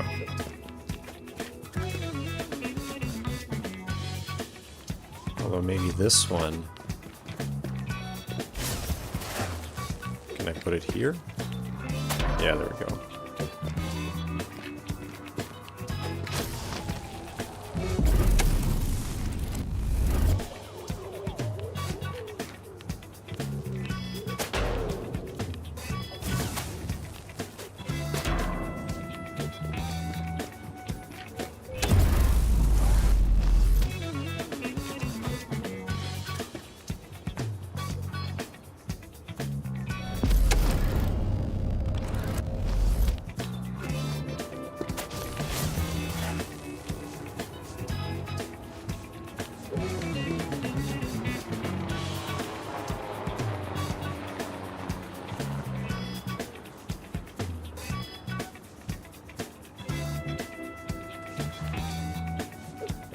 Can I actually go here? How's the game? Oh, the game is brutally difficult. This is only the second world and I'm already struggling. Let me see if I can go this way. Probably not. Yeah.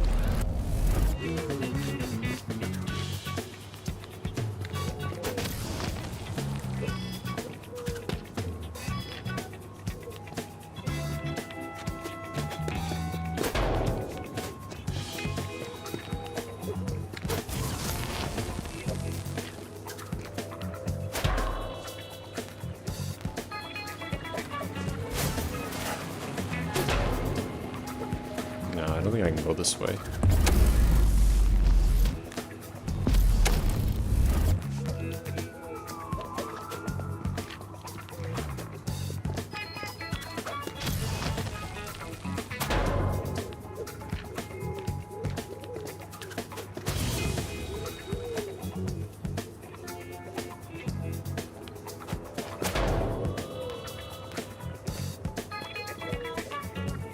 Okay, what if I go up instead? I don't think that's gonna work.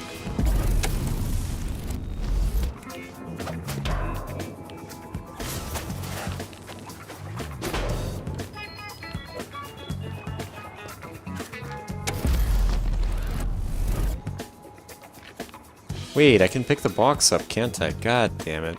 Alright. My bad.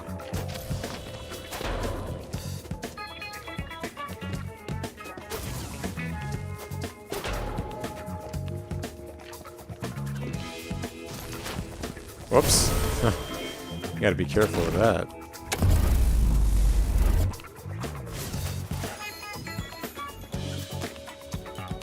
Question is, how do we actually make use of the box?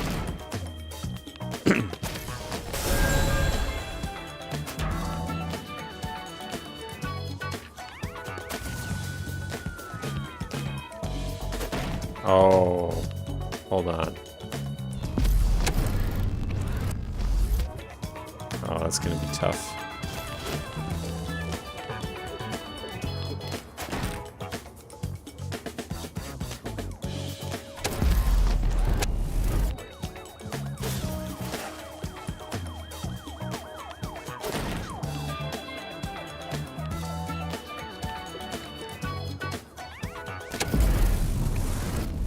No, that's not gonna work.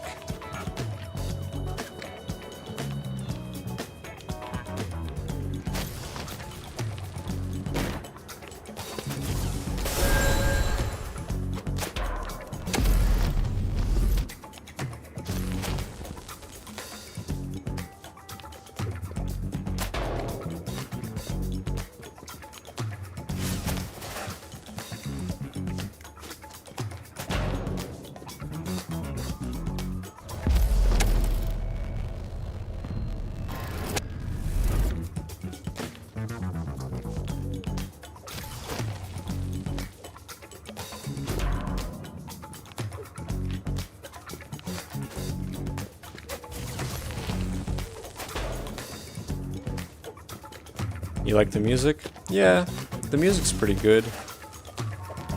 Aesthetically, it's quite good. But man, is it a tough puzzle game. Oops, I didn't mean to do that. Okay, I think we finally managed to get both items.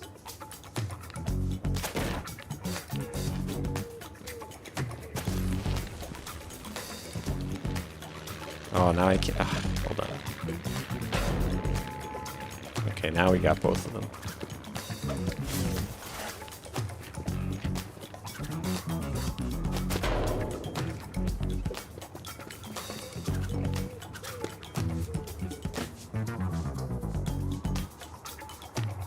Except now I need to get this one.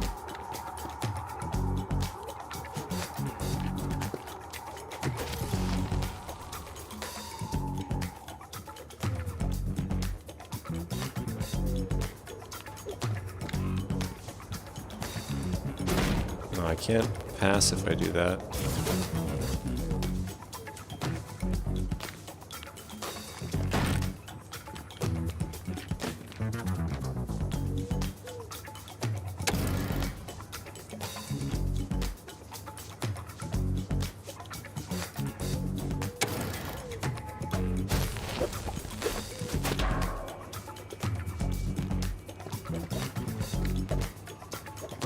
Can't even. Okay, hold on.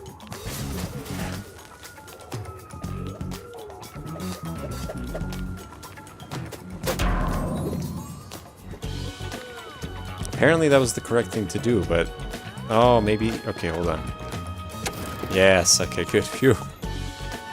Jesus. All right. That might be it. Yeah. Now she can see him.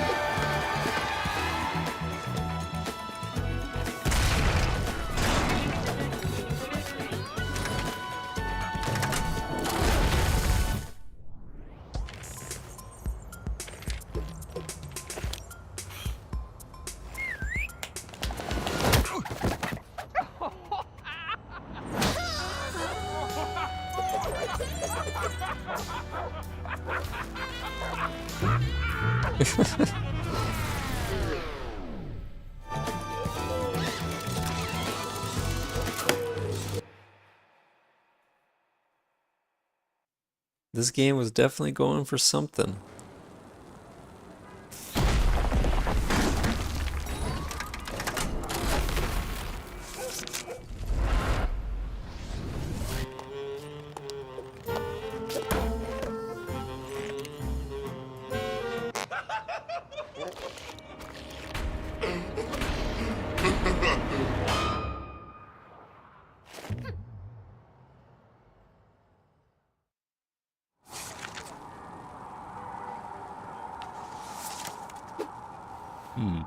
Okay.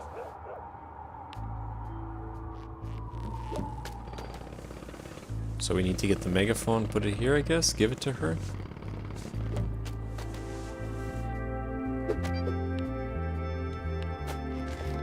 Same deal, eh?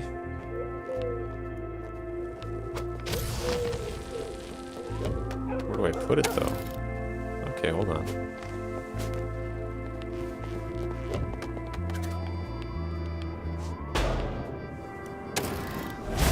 Nope.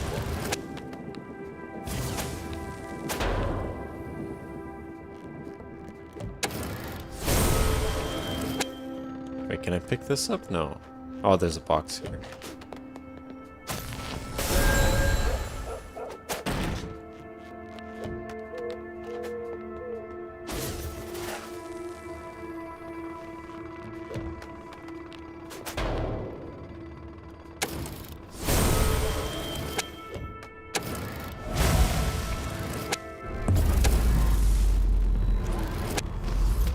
Hold on, how do I get the box, though?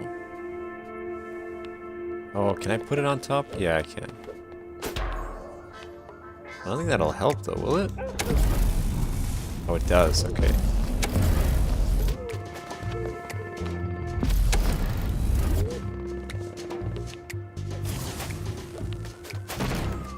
Ah, wait.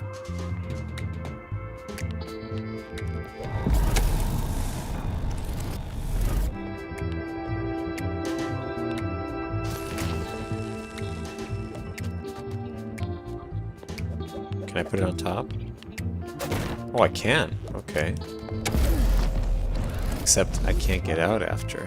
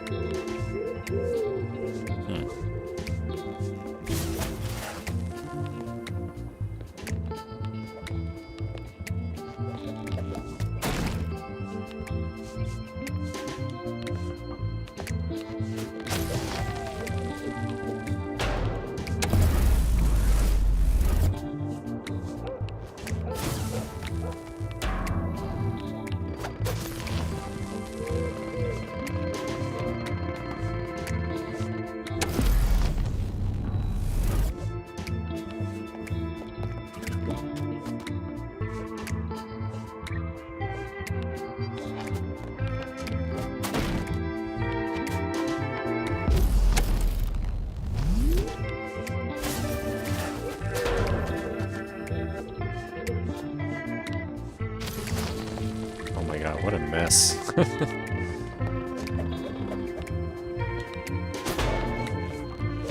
I still won't be able to do it, though.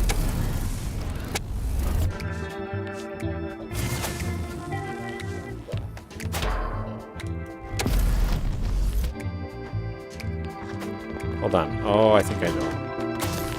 Let me put this here. No. I gotta change it. Yeah, there we go.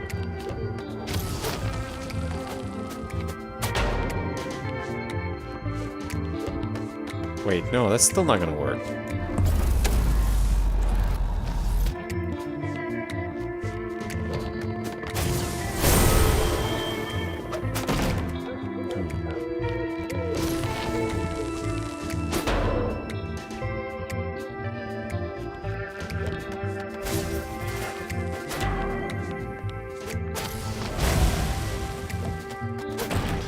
What if I... Hold on, what if I move that one back a bit?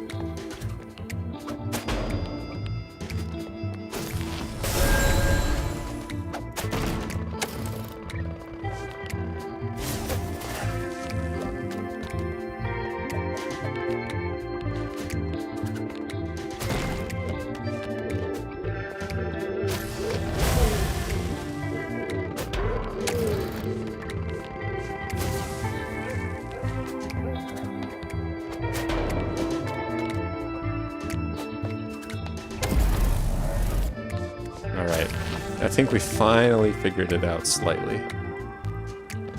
Can I put it here? Okay, and then I need this one. Oh, no, that's not gonna work.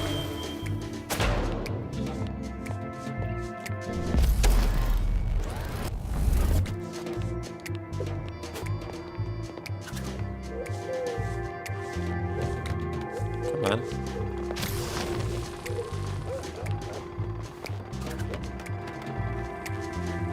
Oh, I think I do need to put this up here.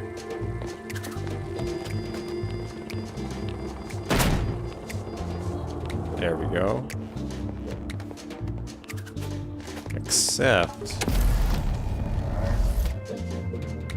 actually, no, this should work. Yeah. It's nice that they tell you where you're when you're kind of on the right track.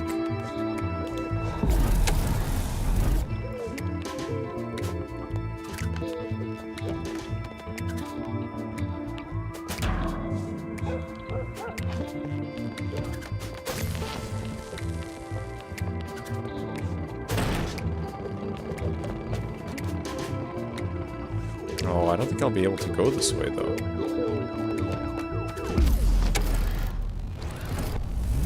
Actually, hold on. I don't think I need all these stacked like that.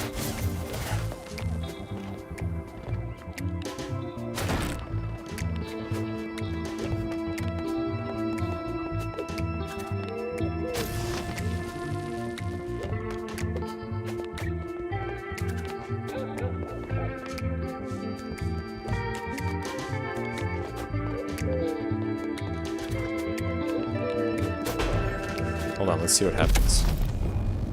Right, okay.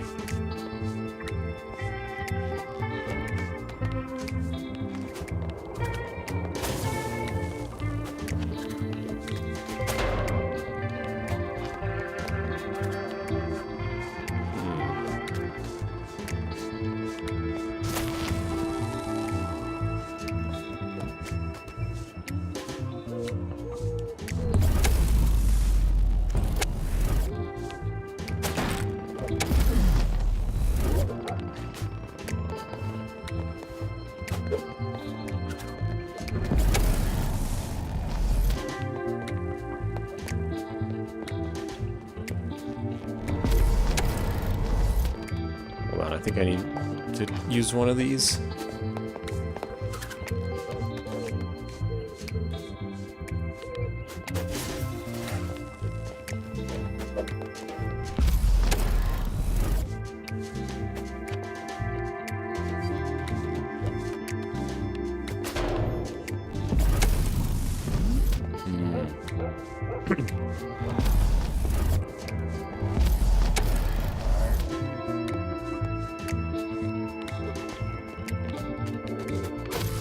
Oh yeah, okay, there we go.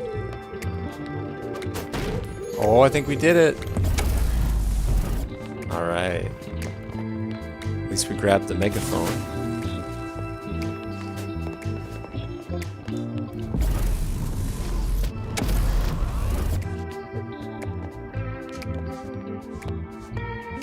Alright, we have to place this. Basically, we have to backtrack everything now.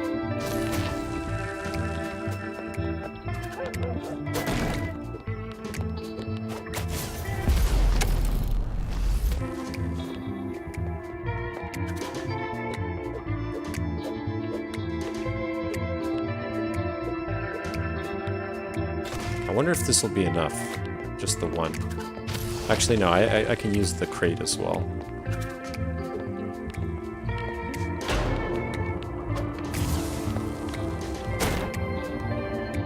Did I need it? Hold on.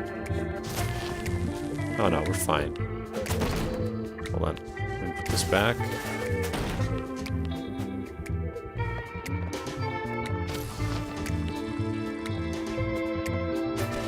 That's it. Man, this is a really tough game.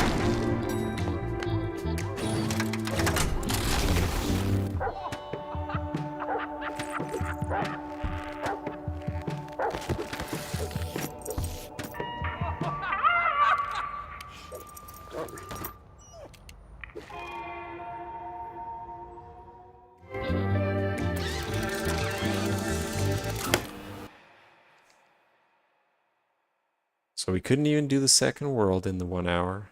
All right.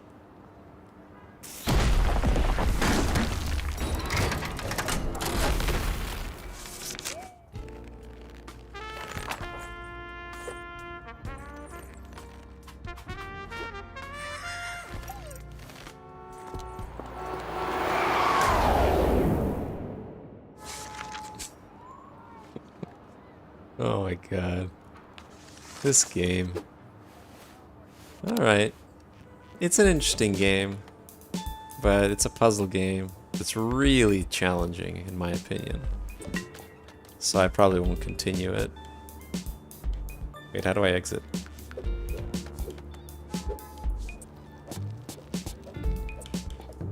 Oh, there it is. But yeah, stylistically it's really nice. Good music, good art. And it's not terribly long, I guess. I mean, it only has the 5, right? Probably. And then maybe there's a final level, but yeah. Wait, what were the achiever and bonus challenges? Because I guarantee you, do it in the minimum number of moves, and you get your achievements. But yeah, if I'm gonna play a game like this, I'll play Hitman Go.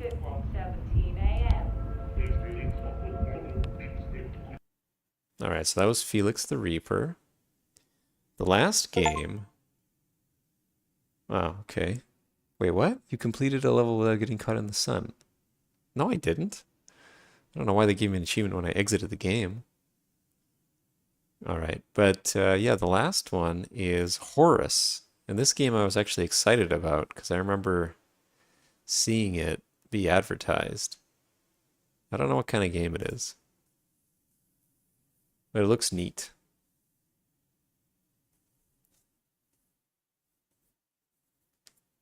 Oh, this might be loud.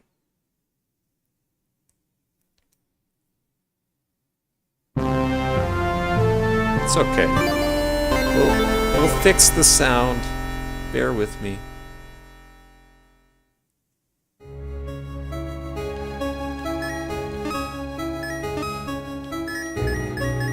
Oh, come on. You gotta admit, it already starts good.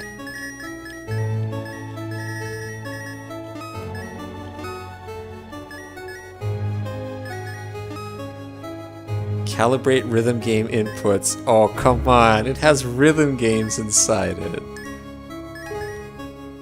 I'm sold already.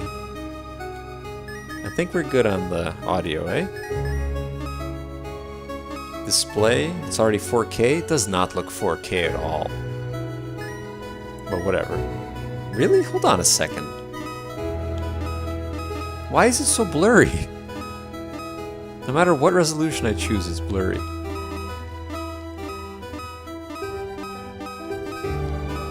I don't think it actually changes. Well, now, okay, now it's really bad. But yeah, okay, whatever. Good enough. Let's do it. It's a pixel art game.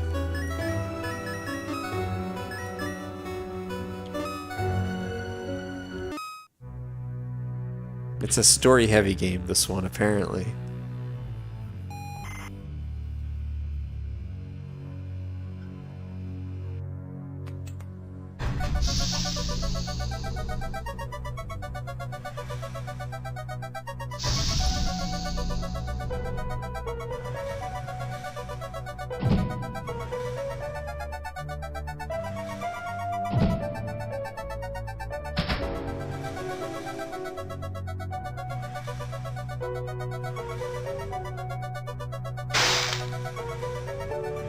Oh, right in the crotch. Oh, I'm number 1.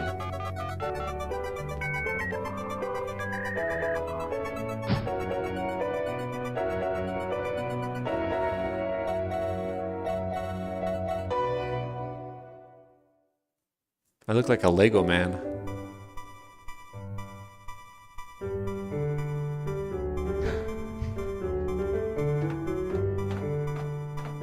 Horace Man 2.0. Whoops.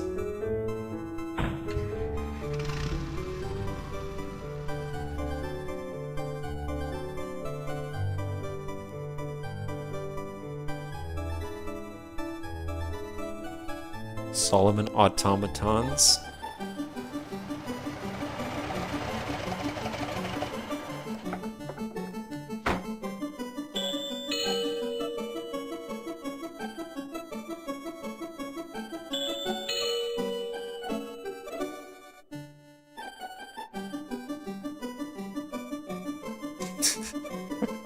Such subtle animations, but very clear what they're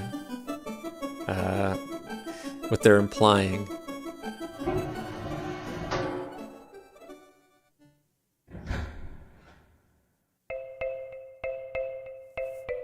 Oh, look at that.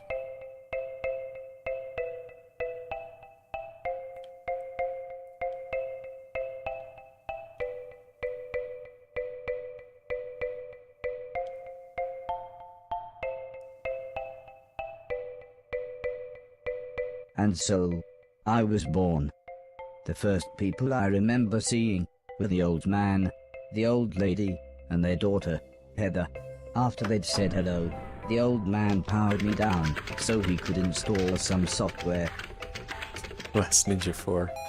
I could tell they were nice people. The old man didn't give me a silly voice or stupid personality. And the old lady didn't dress me like a clown. Although for some reason, Heather really didn't like me. Once I'd had time to get used to walking, the old man asked me to dash from one end of the room to the other. Is that really gonna be my voice? Man, is this gonna be a platformer? That's amazing. Oh, look at that, he's doing the Naruto run. Next, the old man spent a couple of hours building some wooden platforms. He said he wanted me to jump up them, but I must admit, I was scared. It wasn't until I saw Heather and her mother happily climbing up them that I decided it might be okay. Oh my god, that's hilarious.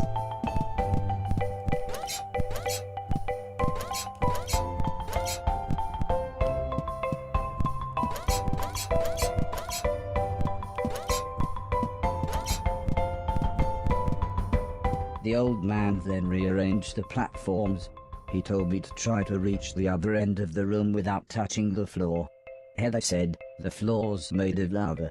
But when I smiled at her, she just frowned and looked away. The old lady arranged some pillows and blankets. She said it was in case I fell, but I think she just wanted it to look more like lava. Alright. Of course, run dash. This is absolutely a platformer. When I reached the other side, the old man just smiled and said, "That'll do, for now."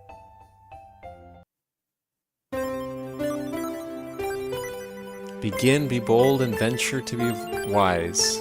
Quintus Horatius Flaccus? I don't know if that's a real person.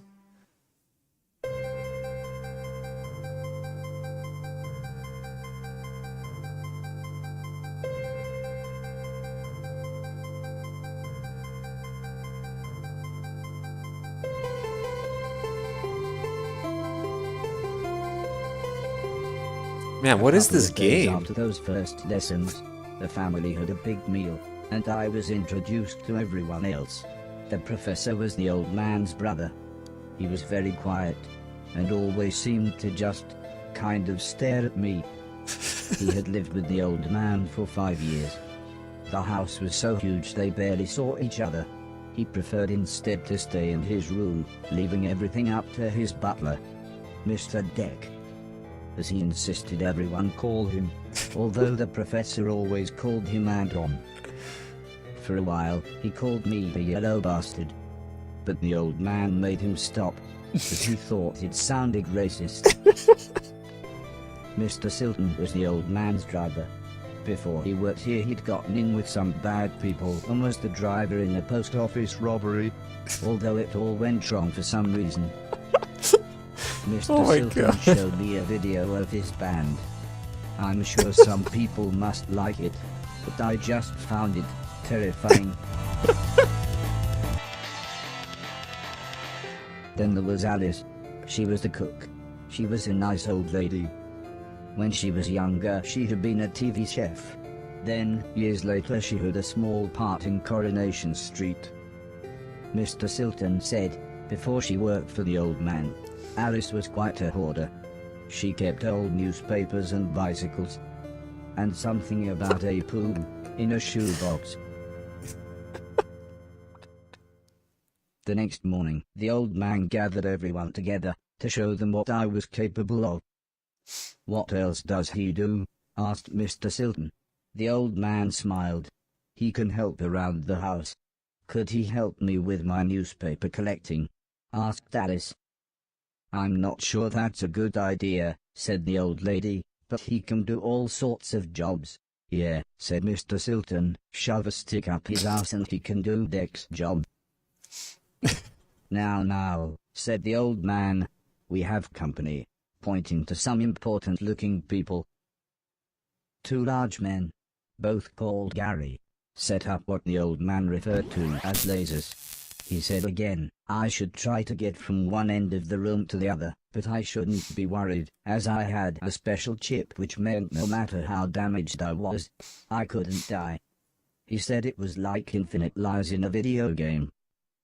But when he realized I didn't understand, he said he would explain another time.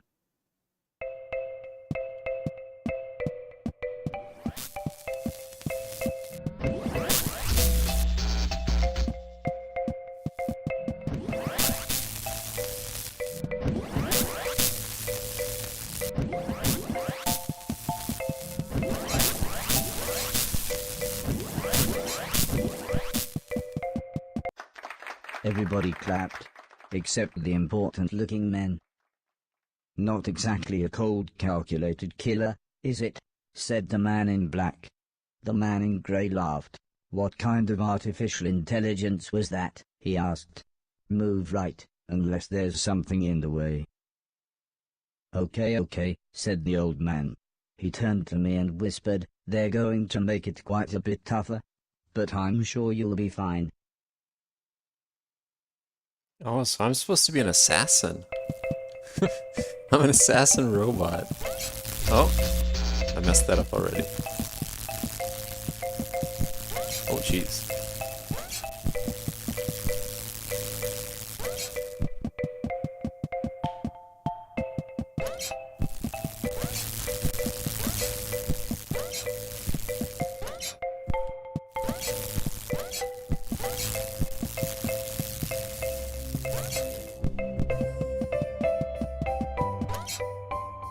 The Garys then rearranged the room one last time. The old man smiled. Now, there's no need to look so glum," he said. "I'm still happy with everything you've done today. So this time, I was determined to do him proud."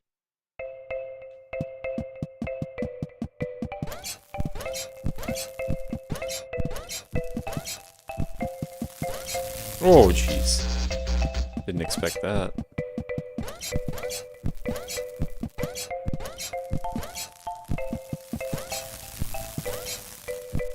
Oh, god damn it.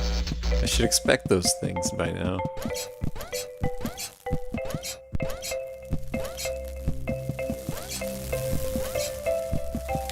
Ah! Oh, whatever. I saved myself. Oh, come on. Hold on. I'm gonna use the D-pad instead. This is one of those games now where I'm gonna have to get out my other controller.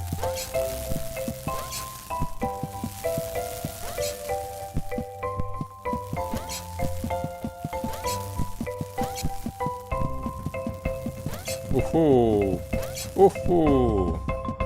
The old Jeez, man's game's getting friends hard. actually seemed quite happy when I made it through. "We might have a winner after all," said the man in black.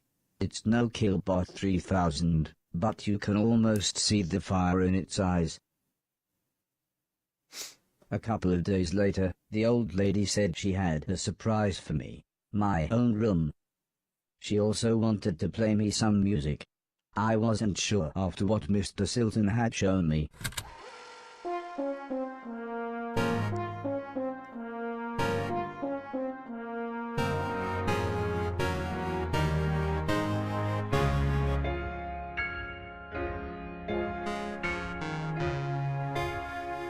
As if music wasn't amazing enough, the old lady then bought me a television set.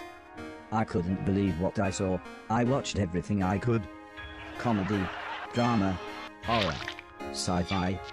Anything anyone wanted to watch, I would happily watch with them.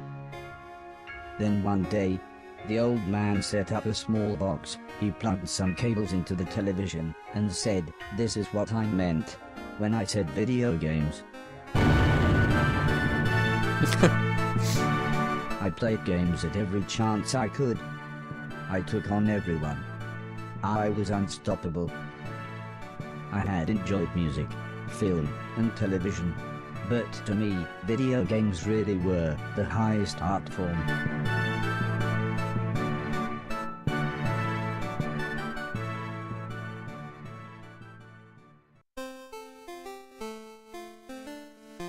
Table tennis for 2. Alright, well, we're going to be playing Pong.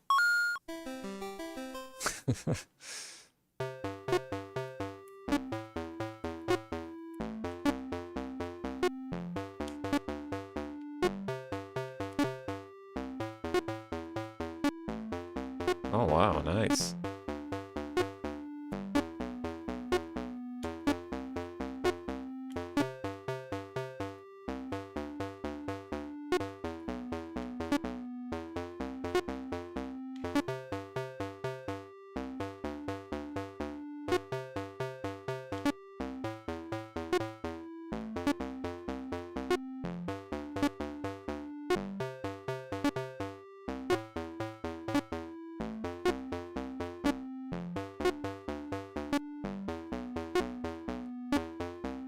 Nice. Heather's birthday was a couple of months later. Her mum and dad had bought her a camera and arranged a day up by the sea so that Heather could take some photos, although I really don't think she wanted any pictures of me. When the old man asked the professor if he wanted to go, he frowned and said, "I can't believe you want to spend time with that thing. It could destroy the world." I wasn't sure what he meant, but the old man just smiled and said, "That's what you said about the Game Boy. Anton, how about you?" "I don't think so," said Mr. Deck. "The last time I got in that car, Barry crashed us into a branch of Woolworths. I never would have gone into Woolworths of my own accord." The old man explained that the car was old and the brakes had failed, but Mr. Deck was having none of it. So Mr. Silton drove, and Alice came along for the fresh air.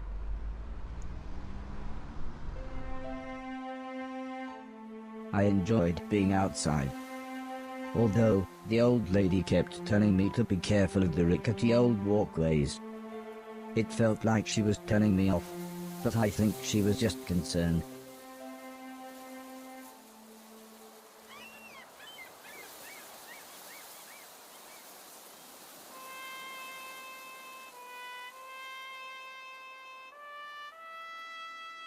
As the old man and I stood on the cliff tops, I could see something in the distance.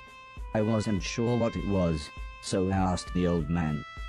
He said it was a battleship that had sunk in the 1940s.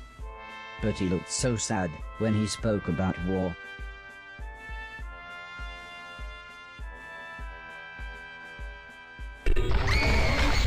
I didn't see what happened, but the metal platform Heather was climbing on had collapsed. She was safe, even if the rocks she was on looked very dangerous. The tide was rising, and we didn't know how long the Coast Guard was going to be, so I offered to climb down and get her. The old man agreed, but said I should be careful, as Heather doesn't have infinite lives, like I do. Oh boy.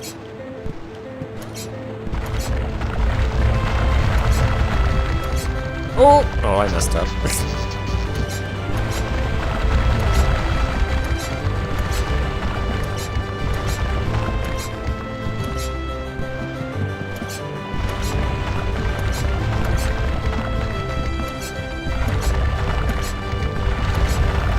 Oh, come on.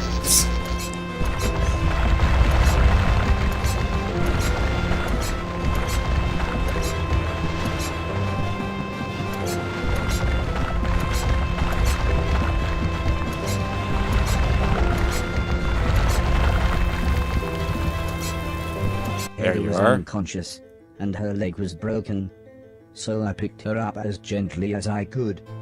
I decided it would be best if I didn't run the rest of the way.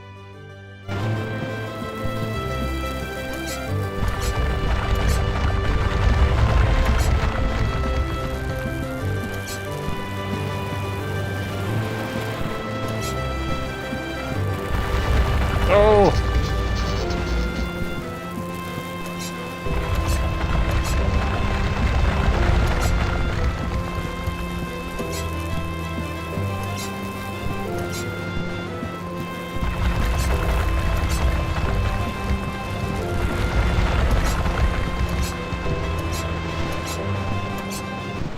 An ambulance had arrived by the time I had made it back to the cliff top. The medics made sure Heather was okay, and then took her off to hospital. A few days later, we all went to see how she was doing. She was fine, but would have to wear the cast for a couple of months. Oh, it's so sweet. He's in her good books now. Robot saves local girl, mechanical man to the rescue, hero robot, hero bot. Smaller font illegible, expert study reveals.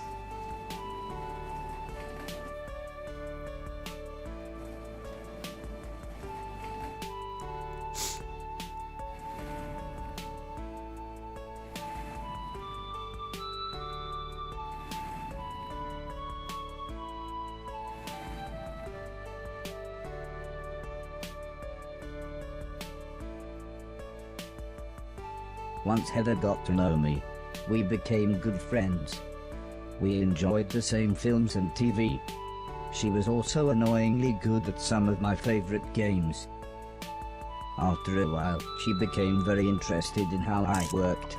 Soon she knew as much about me as the old man did, if not more.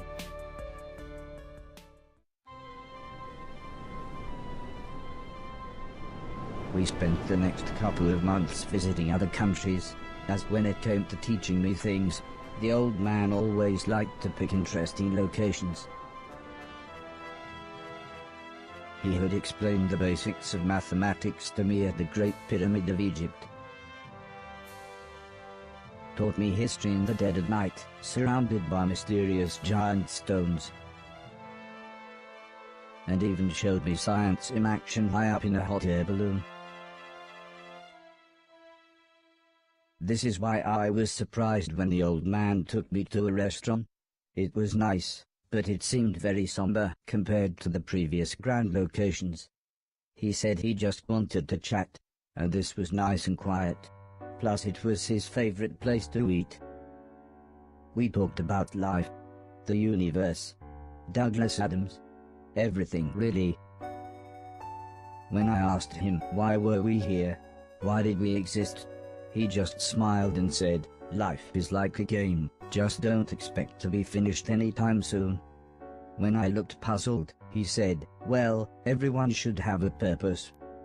So I asked him, what's my purpose? He thought for a bit, then said, so you want to be a real boy?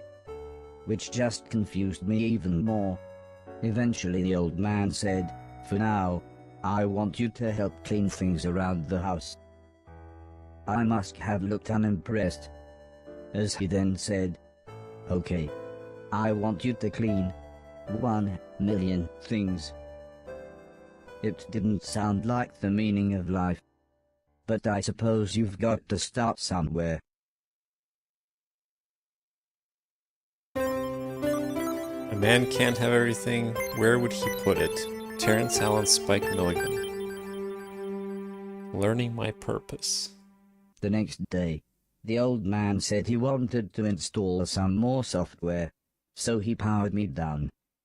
When I came to, he said Mr. Silton had a joke for me, and that I should pull his finger. I don't think I got the joke. So the old man powered me down again. This time when I pulled Mr. Silton's finger, I got the joke. But it wasn't very funny. The old man then explained that he had installed a special chip which allowed me to clean away anything that was broken. He said it also tells me how many things are nearby. and how many smaller things are in a bigger thing. It all sounded very complicated, but he said all I really had to do was pause, and it would bring up all the information I needed. He then said he wanted me to find and clean all of the items in the room. He told me there would be some chains to climb, but that would be nice and easy, as I just had to press up. He then finished by saying, when I had collected all the items, I should come back here.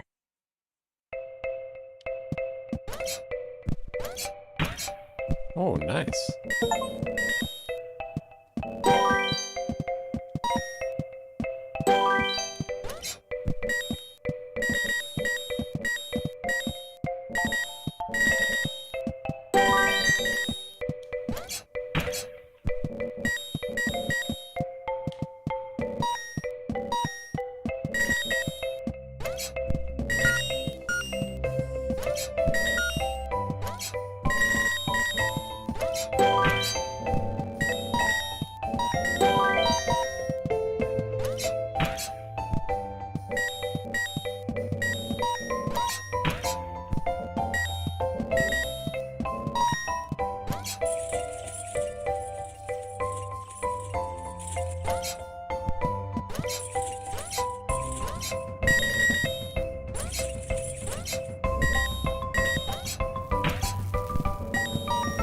Ah, damn it. Whoa, you have to restart? No, okay, good. Phew.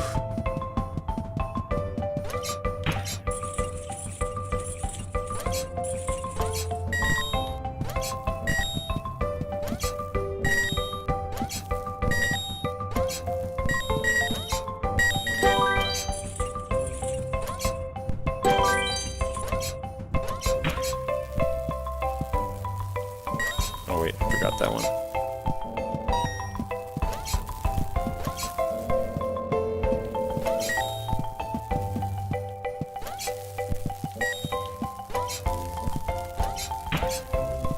What's the yellow bastard up to?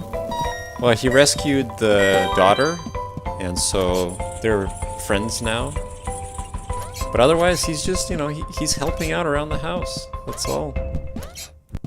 Did I do everything? Junk here? Yes, okay.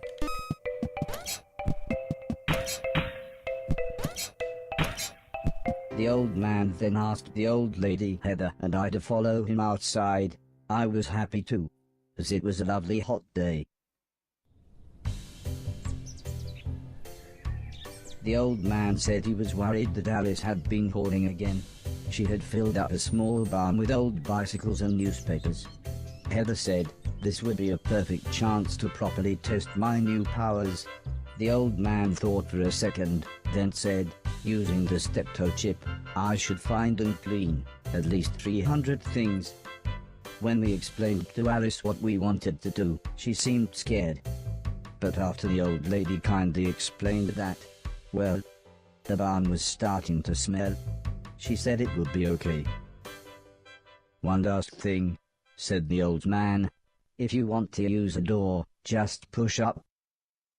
When I was about to enter the old barn, Mr. Silton said he had seen some mushrooms growing inside.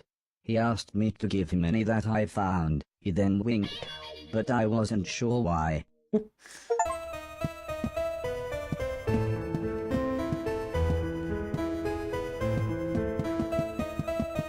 Oh, you can't go in the water.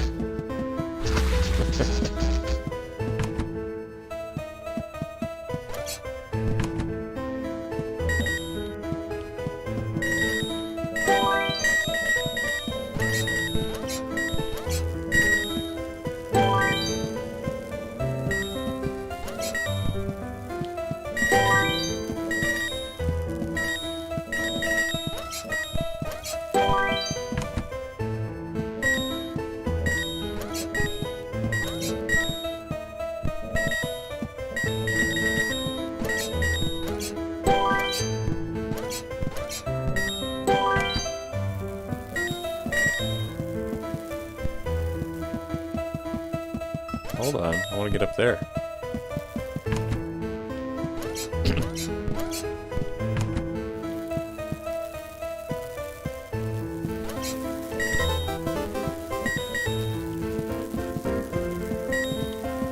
It's through this door. Ah.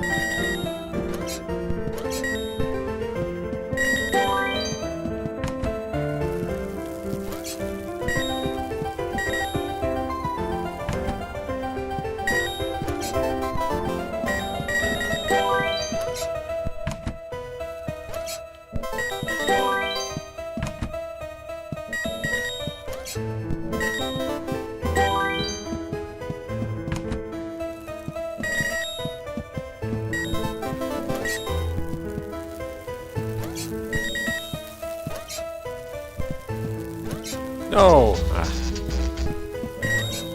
Whoops. Oh, god damn it.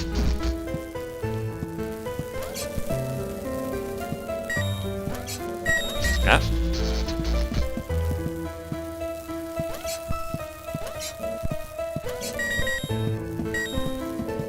Uh-oh.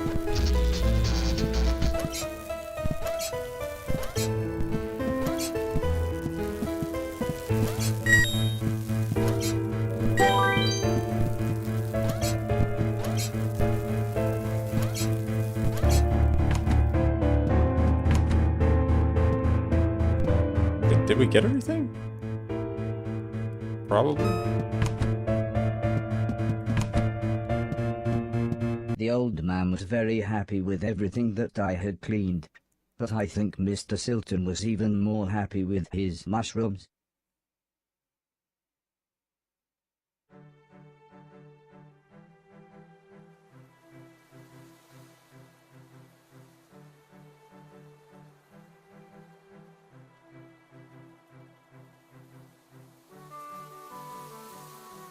It wasn't the days getting shorter, or the evenings getting colder. It was the falling leaves that really made me feel sad. As we watched the trees blowing in the breeze, the old lady said, "The leaves must fall before the blossom comes." She had already explained the seasons to me, so for once, I actually understood. But it didn't make me feel any better. The old lady obviously had enough of my moping, and said, "Right, next week we're going to have a party." For some reason she insisted that we were all going to wear costumes. Heather was very excited and said, "I've got some perfect ideas."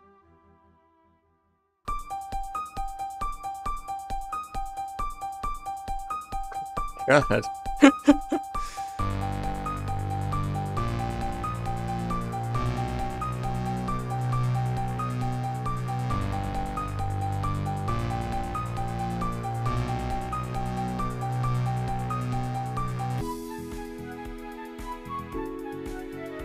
It was terrifying. Everyone was dressed like someone else. I think I was meant to be some kind of pumpkin, as everyone kept shouting, "It's the Great Pumpkin." Still, at least Mr. Silton was having fun telling everyone his joke. And I suppose Heather's costume was quite flattering. After what seemed like forever, everybody left, and things got back to normal. Heather was allowed to watch a scary film before she went to bed, but I had to help Alice and Mr. Deck clean up. I wasn't happy about this, but the old man said if I was quick, then I could watch the end of the film with them. Alice was vacuuming, and Mr. Deck was taking down the decorations, so I thought I should clean up the plates and glasses.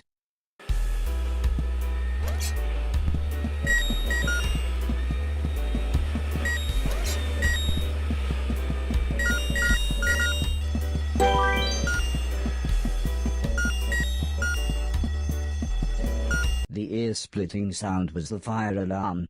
As usual, Mr. Deck blamed Mr. Silton, saying he was probably smoking one of his jazz cigarettes. But then the professor appeared. He said that there was something burning in the kitchen. Alice looked confused, saying that she hadn't cooked anything since the morning. We were all surprised when Mr. Deck opened the oven. Inside was a large black cloak and a slightly burnt pair of men's underwear. Suddenly the old lady burst in. She looked terrified. She kept shouting, "There's someone on the roof." When we went outside, it slowly became obvious that it was Mr. Silton. He was completely naked and playing his guitar. He shouted down, "When I finish this song, I'm going to fly." The old lady said, "Oh my God, I know this one, there's only about 30 seconds left." The old man then quickly turned to me and said, "You know what to do." Oh my god.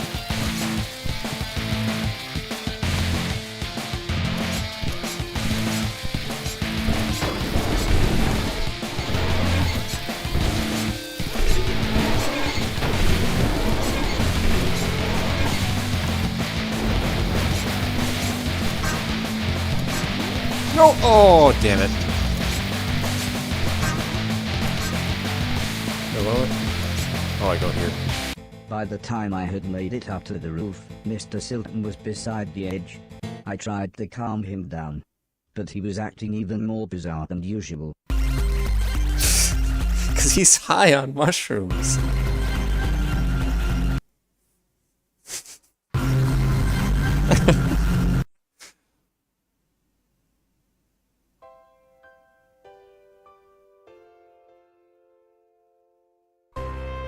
Robot saves local idiot. Herobot saves again android and hero. After an hour or so, Mr. Silton was fine. He said he had eaten some bad magic mushrooms. Part of me wondered why he hadn't doubled in size. Still, he was soon laughing and joking with the paramedics. One of them said he looked like the world's worst clown. I don't think Mr. Silton liked that. So he told his own joke. But that just made the other paramedic call him Marshmallow Marceau. I don't think he liked that either. But at least he was still in one piece. Yeah, what a strange game. A month or so later, Heather and I were playing video games, when the old man said he wanted me to come outside. He said it had been a year since I had arrived, so he had a present for me. He placed the teddy bear high up on a wooden platform. He then told me I should try to pick it up.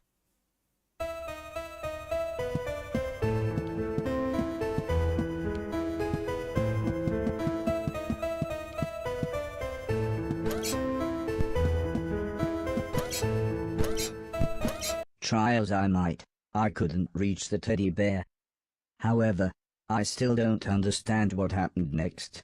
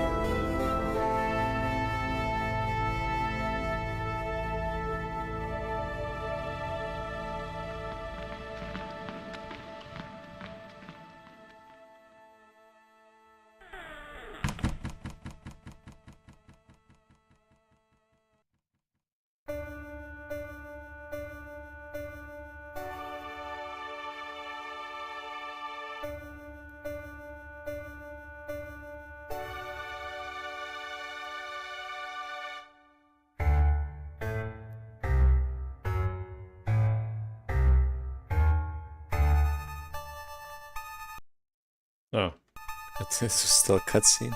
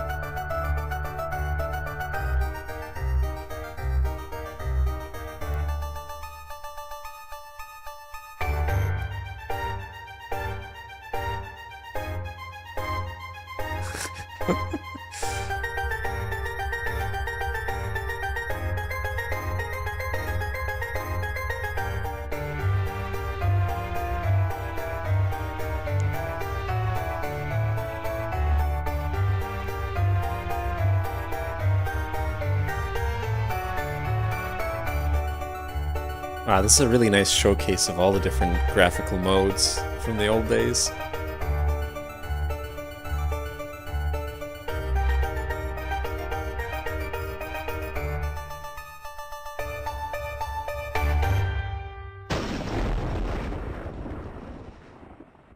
Was I dead? Was this heaven? It sort of looked like the basement bathroom.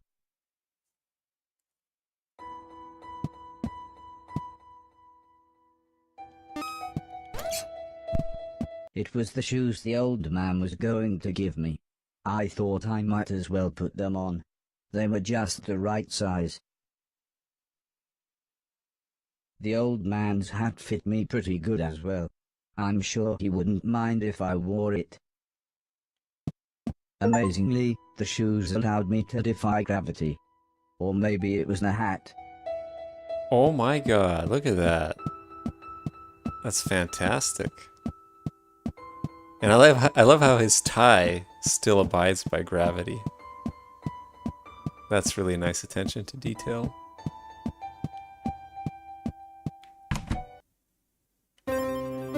Nothing is beautiful from every point of view. Quintus Horatius Flaccus. My world ripped apart.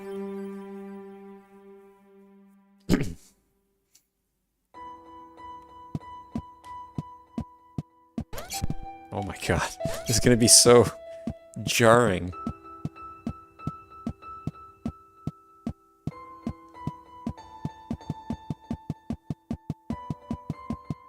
Oh, I like it. He holds the hat when he runs. That's cute. Part of the basement was flooded, and the stairs had collapsed. I didn't know what was going on, but I knew I wanted to get back upstairs.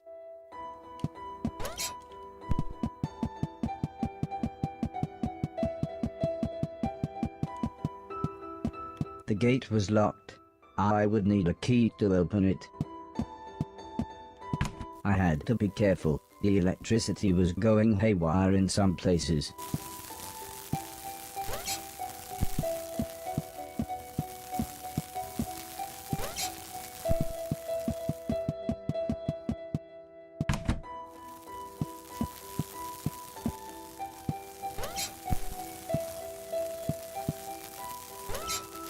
Oh, look at this. You got some nice puzzling going on here.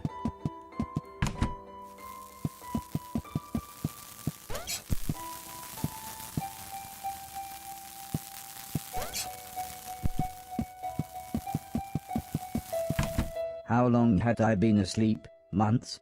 Years? I was so confused. Where had everybody gone?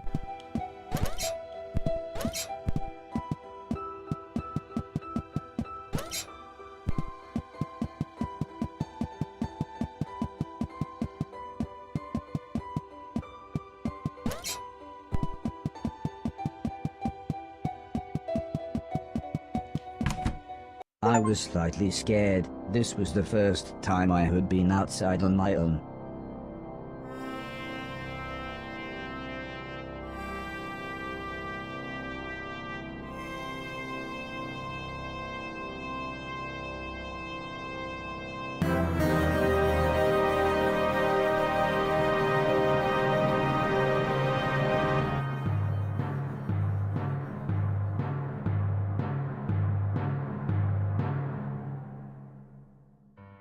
I knew what I had to do. This had to be my purpose. I would clean a million things, so I could become a real boy. Whatever that meant.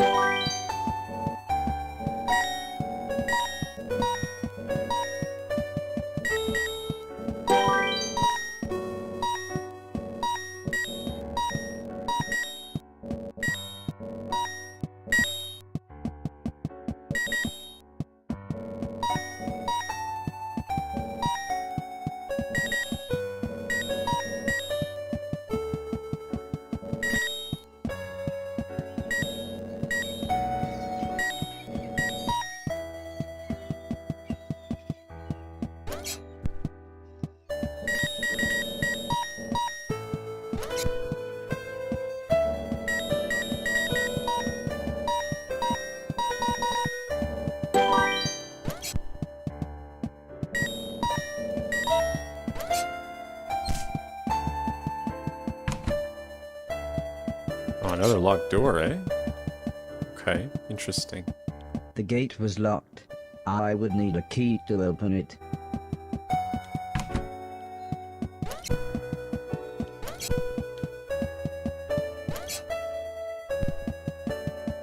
I was surprised to see an old man, but not as surprised as he was. It turned out he was blind. He was kneeling on the floor with his hand in a drain. When I asked him what he was doing, he said his cat had crawled into the pipes, and he was trying to get her out. He was very happy when I offered to help. He said there was no way we could reach her from here, so if I was willing, I could make my way through the sewers and get her from the other end. He said he would turn off the water for as long as possible, but I would have to run, as the pipes would soon fill up again. I happily agreed. So he gave me a key. He said this will open all the sewer gates. Oh, Go nice. through here, then down the ladder, and through the big door at the bottom. Gary Gamel.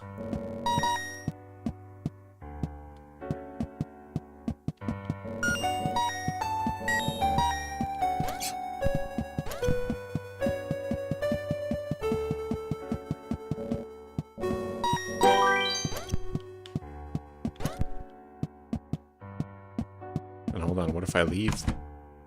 Oh, I see. Alright, let's try it.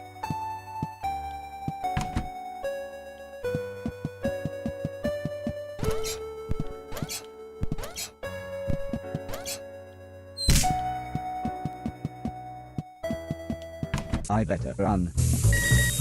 Oh boy, oh my god. They really don't give you much time here.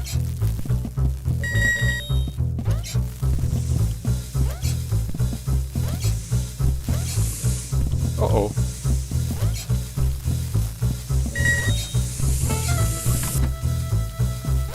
Oh my god.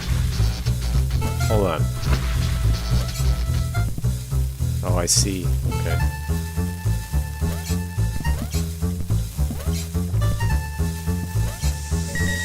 Uh-oh.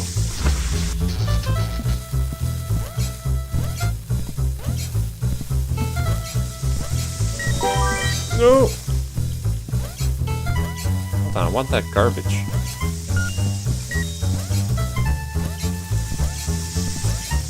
Why can't I get that one?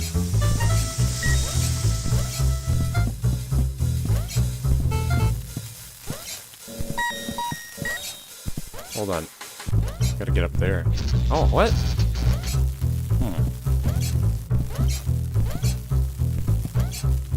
I want those gears.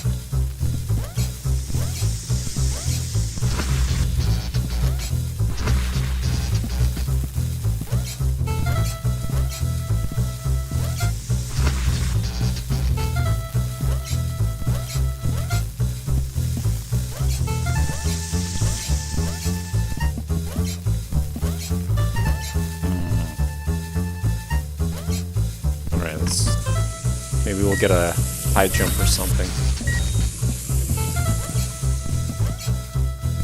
Wait, hold on. Nah, we'd probably get some other way of grabbing these things later.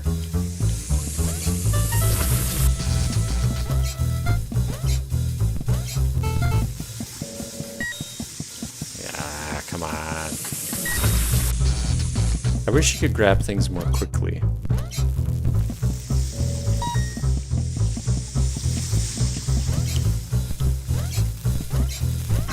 Uh-oh.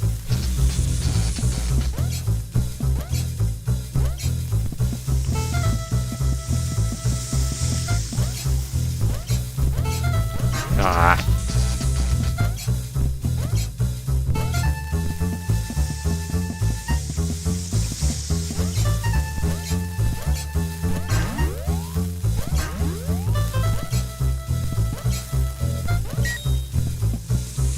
Oh! I found my the God, that was old close. man's cat. She was fine, if a little confused. I was horrified. It looked like me, but it shambled around like something from the film we watched on Halloween. Can't go that way. Oh! Can't hit this thing either. Alright.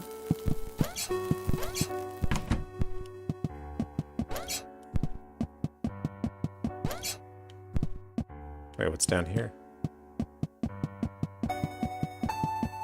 Oh, is this where we came from? I think this is where it came from, actually.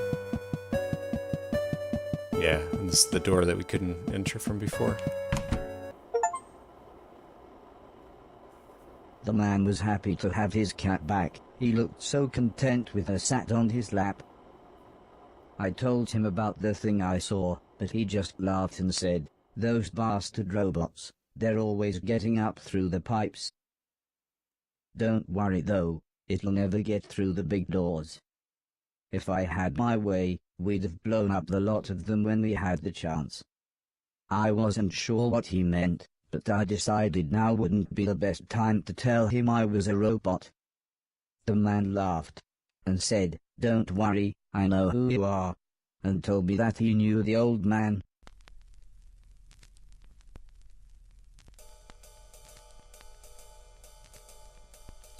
As we chatted, the man brewed himself some tea. He said that he had worked for the old man. In fact, he had lost his sight in one of the old man's factories. Strangely, he smiled at this thought. "He always did me right," he said. "When I had my accident, the old man said he would look after me. And he did. He always made sure I had enough money, and he let me move into this old pumping station on his land. Which reminds me, I have something here for you." He rummaged around behind a cupboard.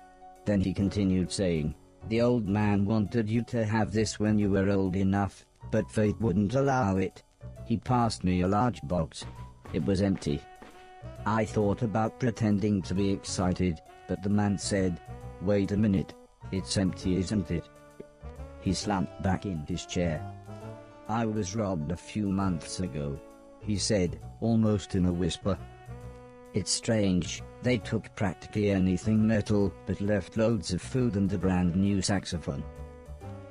The man looked sad, so I thought I would try to change the subject. I told him about my quest to clean a million things. This at least made him smile. He said I was welcome to go back through the pipes anytime I wanted, as there were loads of old things in there that could be cleaned away.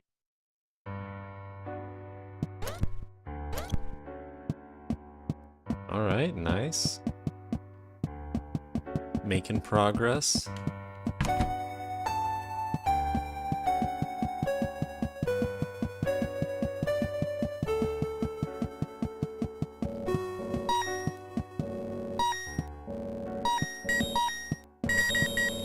It's kind of like a open world platformer.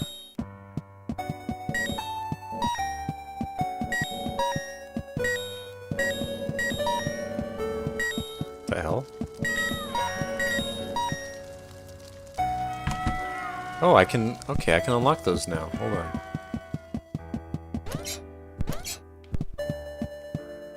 Like, oh, I can't climb this ladder? Alright, we can do this, though.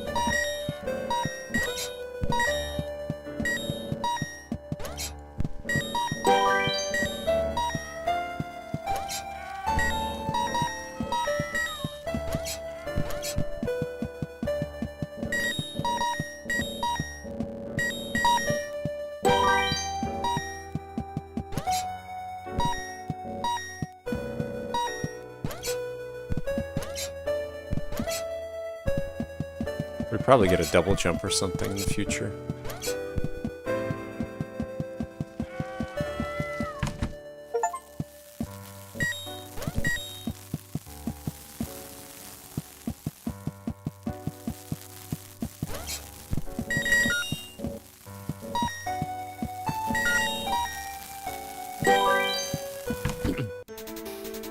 Oh my.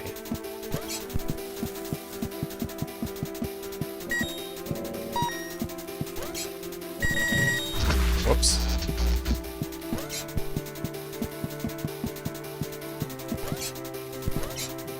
I still can't do that. Nah, I think we're gonna get some power later. Let's go help the people first.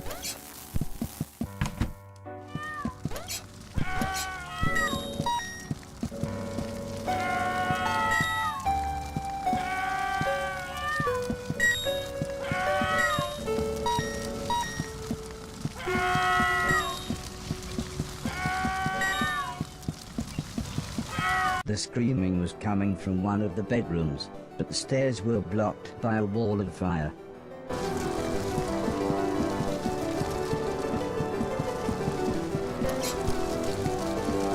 The people screaming turned out to be a man, a woman, and their children. They were confused and terrified. At first the man looked like he was ready to fight me, but after I convinced them that I was there to help, he calmed down. There was no way I could carry them all at once, so the children went first. What's through here? If I throw them out the window, what could go wrong?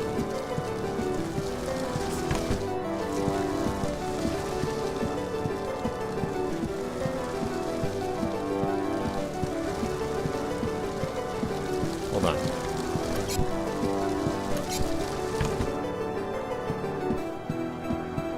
Oh, I can't pick up garbage while I'm doing this? Alright, fine. I dropped the children off at the front door and promised them that I would be back with their parents.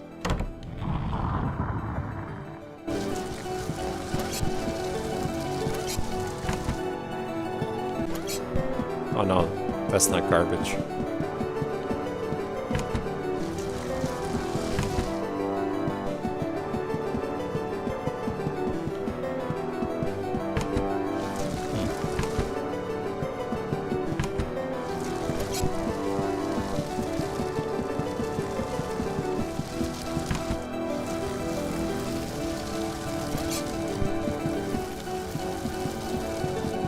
The fire was getting much worse, so the woman went next.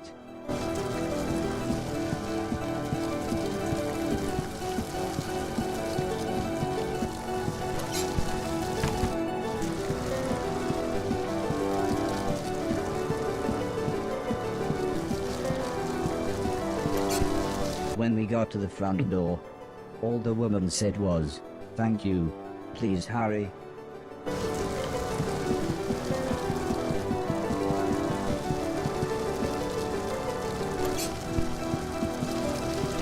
Oh, I see.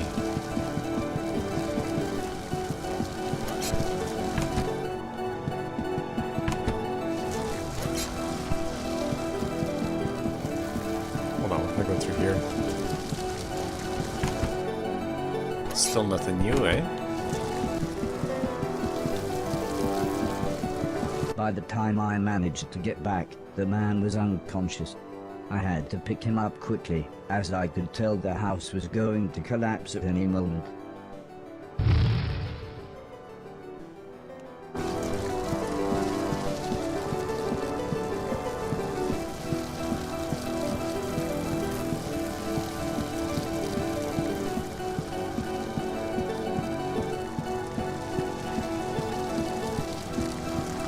Oh, I can't even jump. Gotta go this way.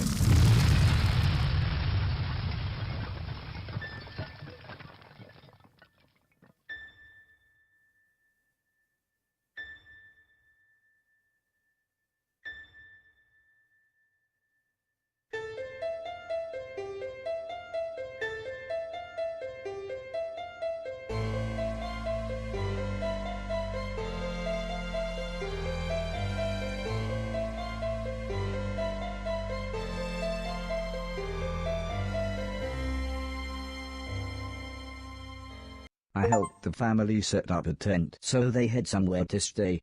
The kids were excited as they got to camp outside, but I think they knew they had just lost their home.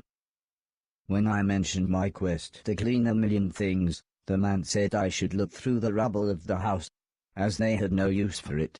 So, when everyone was making dinner, I looked through the wreckage. There wasn't anything I could clean, but to my astonishment, I found a TV set and a games console. With a bit of fiddling I was able to get them to work. So I sat playing games with the kids until their parents said it was bedtime. As we talked, the man opened a bottle of wine. I asked what had happened, why was everything so ruined? The man looked at the woman, then the woman sighed and said, "There was a war." "Yes, a war," said the man. "One side of the planet attacked the other, and before we knew, it was all over. Everything gone. Everything destroyed." "Well, it's late," said the woman. "We should really get some sleep. Help yourself to anything you need, and we'll see you tomorrow."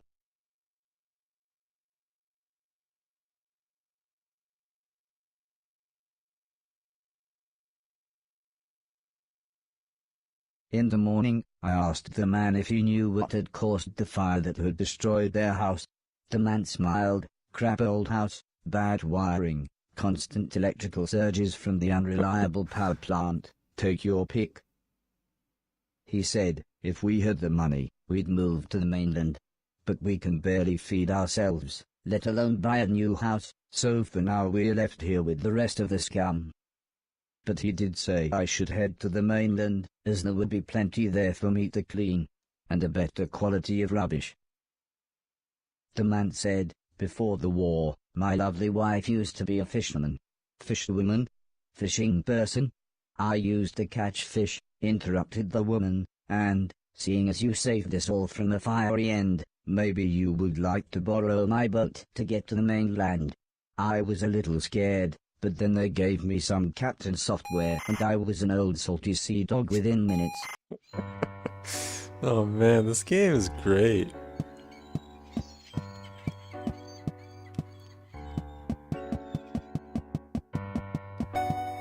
Wait, is there anything down here? Ah, it's water. See, I know you can swim eventually to be able to grab all that stuff down there. But hold on, I wanna... actually, yeah, you know what? Let's just continue.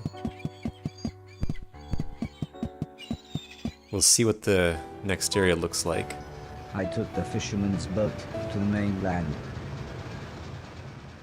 I assume we're able to come back. The fisherman was right. Everything was in pieces. Everything had been destroyed. I docked the boat in some ruins. They must have once been a town.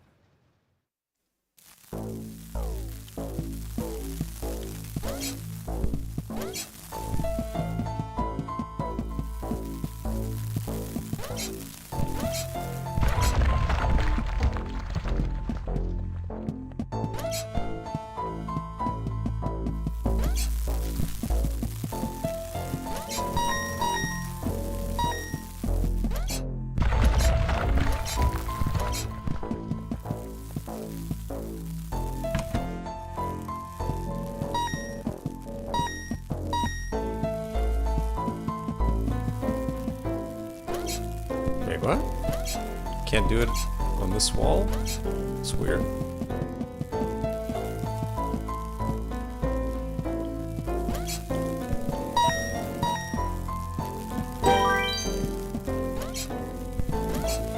Could probably break those walls. I bet he gets a power to break those. So forget what I said, it's a Metroidvania. It's just done in a very interesting way.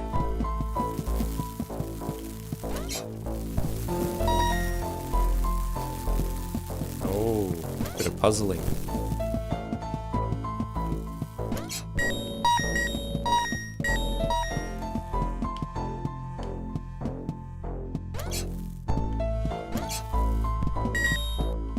I was confronted by a lovable fat old dog. He almost looked pleased to see me. Suddenly, 3 men appeared holding large guns. Or at least 2 men and what looked to be a pregnant woman. Okay. Incredibly, it was Mr. Silton. "I thought you'd been shut down," he said. "I mean, it's been years." "I'm not really sure what happened," I replied. I then told him about me cleaning a million things. He laughed and said, "Nothing changes." He then showed me into what was surprisingly a really nice house. "Please excuse my husband," said the pregnant lady. "I'm Edwina, but everyone calls me Eddie. I believe you know this idiot. And that's Preston." "We've met," said the small man. "It was me that delivered that thing, remember?" "All you used to deliver was weed," mumbled Mr. Silton as he put the dog dish on the floor. "And I was there that night, when this twat was off his face on mushrooms. Thanks for letting me and the dog stay, by the way." "Yeah, well, we like the dog," said Mrs. Silton. "And I suppose I've got you to thank for us meeting. What with you giving Barry those dodgy magic mushrooms?" She pulled out an old photograph. It was one that Heather had taken the night I had saved Mr. Silton.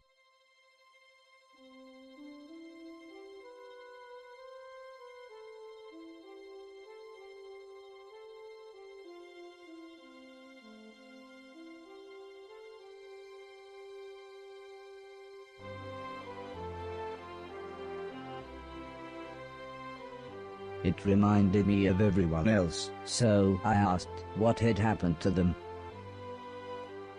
Man, this game had no right to have this much heart. Mr. Silton said Alice had a small place in the countryside. The professor had holed up in one of the old man's factories. Mr. Deck was, believe it or not, now a presenter on the only state television channel. And Heather and her mother lived on a government compound where they both worked. I asked about the old man, surprised that Mr. Silton hadn't mentioned him. He's dead," said Mr. Silton. "Sorry, I thought you knew."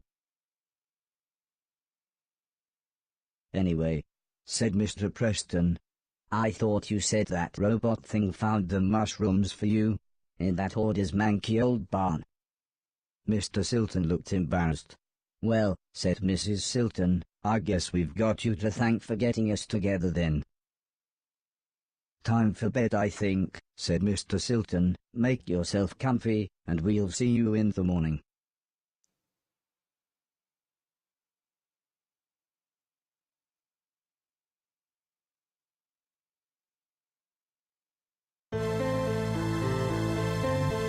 Ooh, what is this?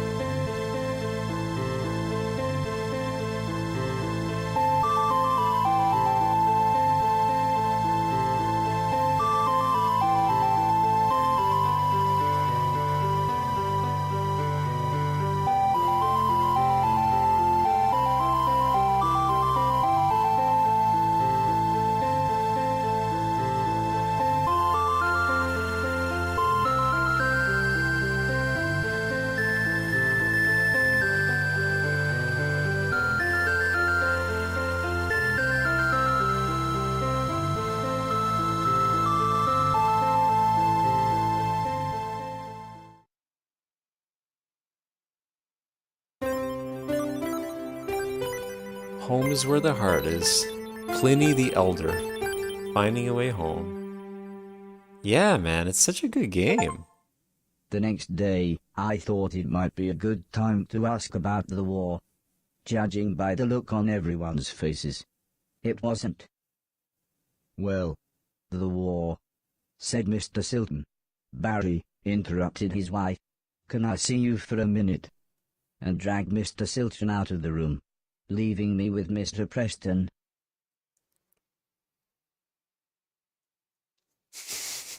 All of a sudden, Mr. Silton appeared. "How about a tune-up?" he said.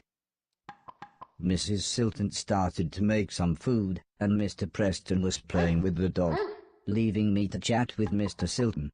I said that I really wanted to see everyone else, but Mr. Silton said that it wouldn't be that easy. Traveling now, especially for a robot, is complicated. Go back to the house, you could even do some cleaning. Wait there and I'll work out a way to get you to each of them. I told him that I couldn't get into the main house because the hallway ceiling had collapsed. I have just the thing, said Mr. Silton, as he pulled some sort of card out of his pocket. If you can get into the caves under the church next door to the house, you can use this security pass to get into the old man's laboratories. You can get into the main house that way. I was so excited, I would be able to get back into my old room. I said thanks, and made my way to the front door. Also, I think you might be able to help us out, said Mr. Silton, but we'll meet up back at the old man's house in a couple of days. You head there and we'll see you soon.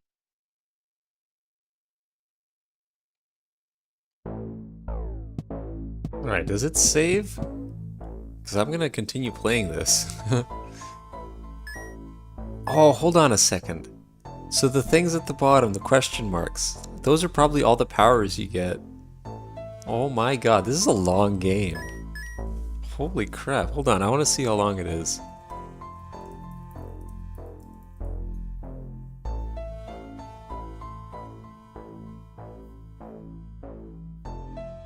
Ooh. It's gonna be probably 20 hours at least. Holy crap, I did not expect that. Well, anyway, props to them, or whoever made it. It's a really good game. I will definitely be continuing this one. Apparently I've only played 27 or 28 minutes according to the game, but clearly it's been an hour. But yeah, that was fun. This is definitely a game I'm going to continue. So tomorrow, more Final Fantasy VII Remake. And Thursday will also be that. I figure as soon as I'm done Final Fantasy, I'll probably play Expedition 33, Clair Obscur. Just because I want to see what all the fuss is about. And the sooner I play it, the sooner I can talk to people about it. Get my opinion. But yeah, thank you for tuning in. Hope you have a good day or a good night. And I hope to see you tomorrow. Take care, everybody.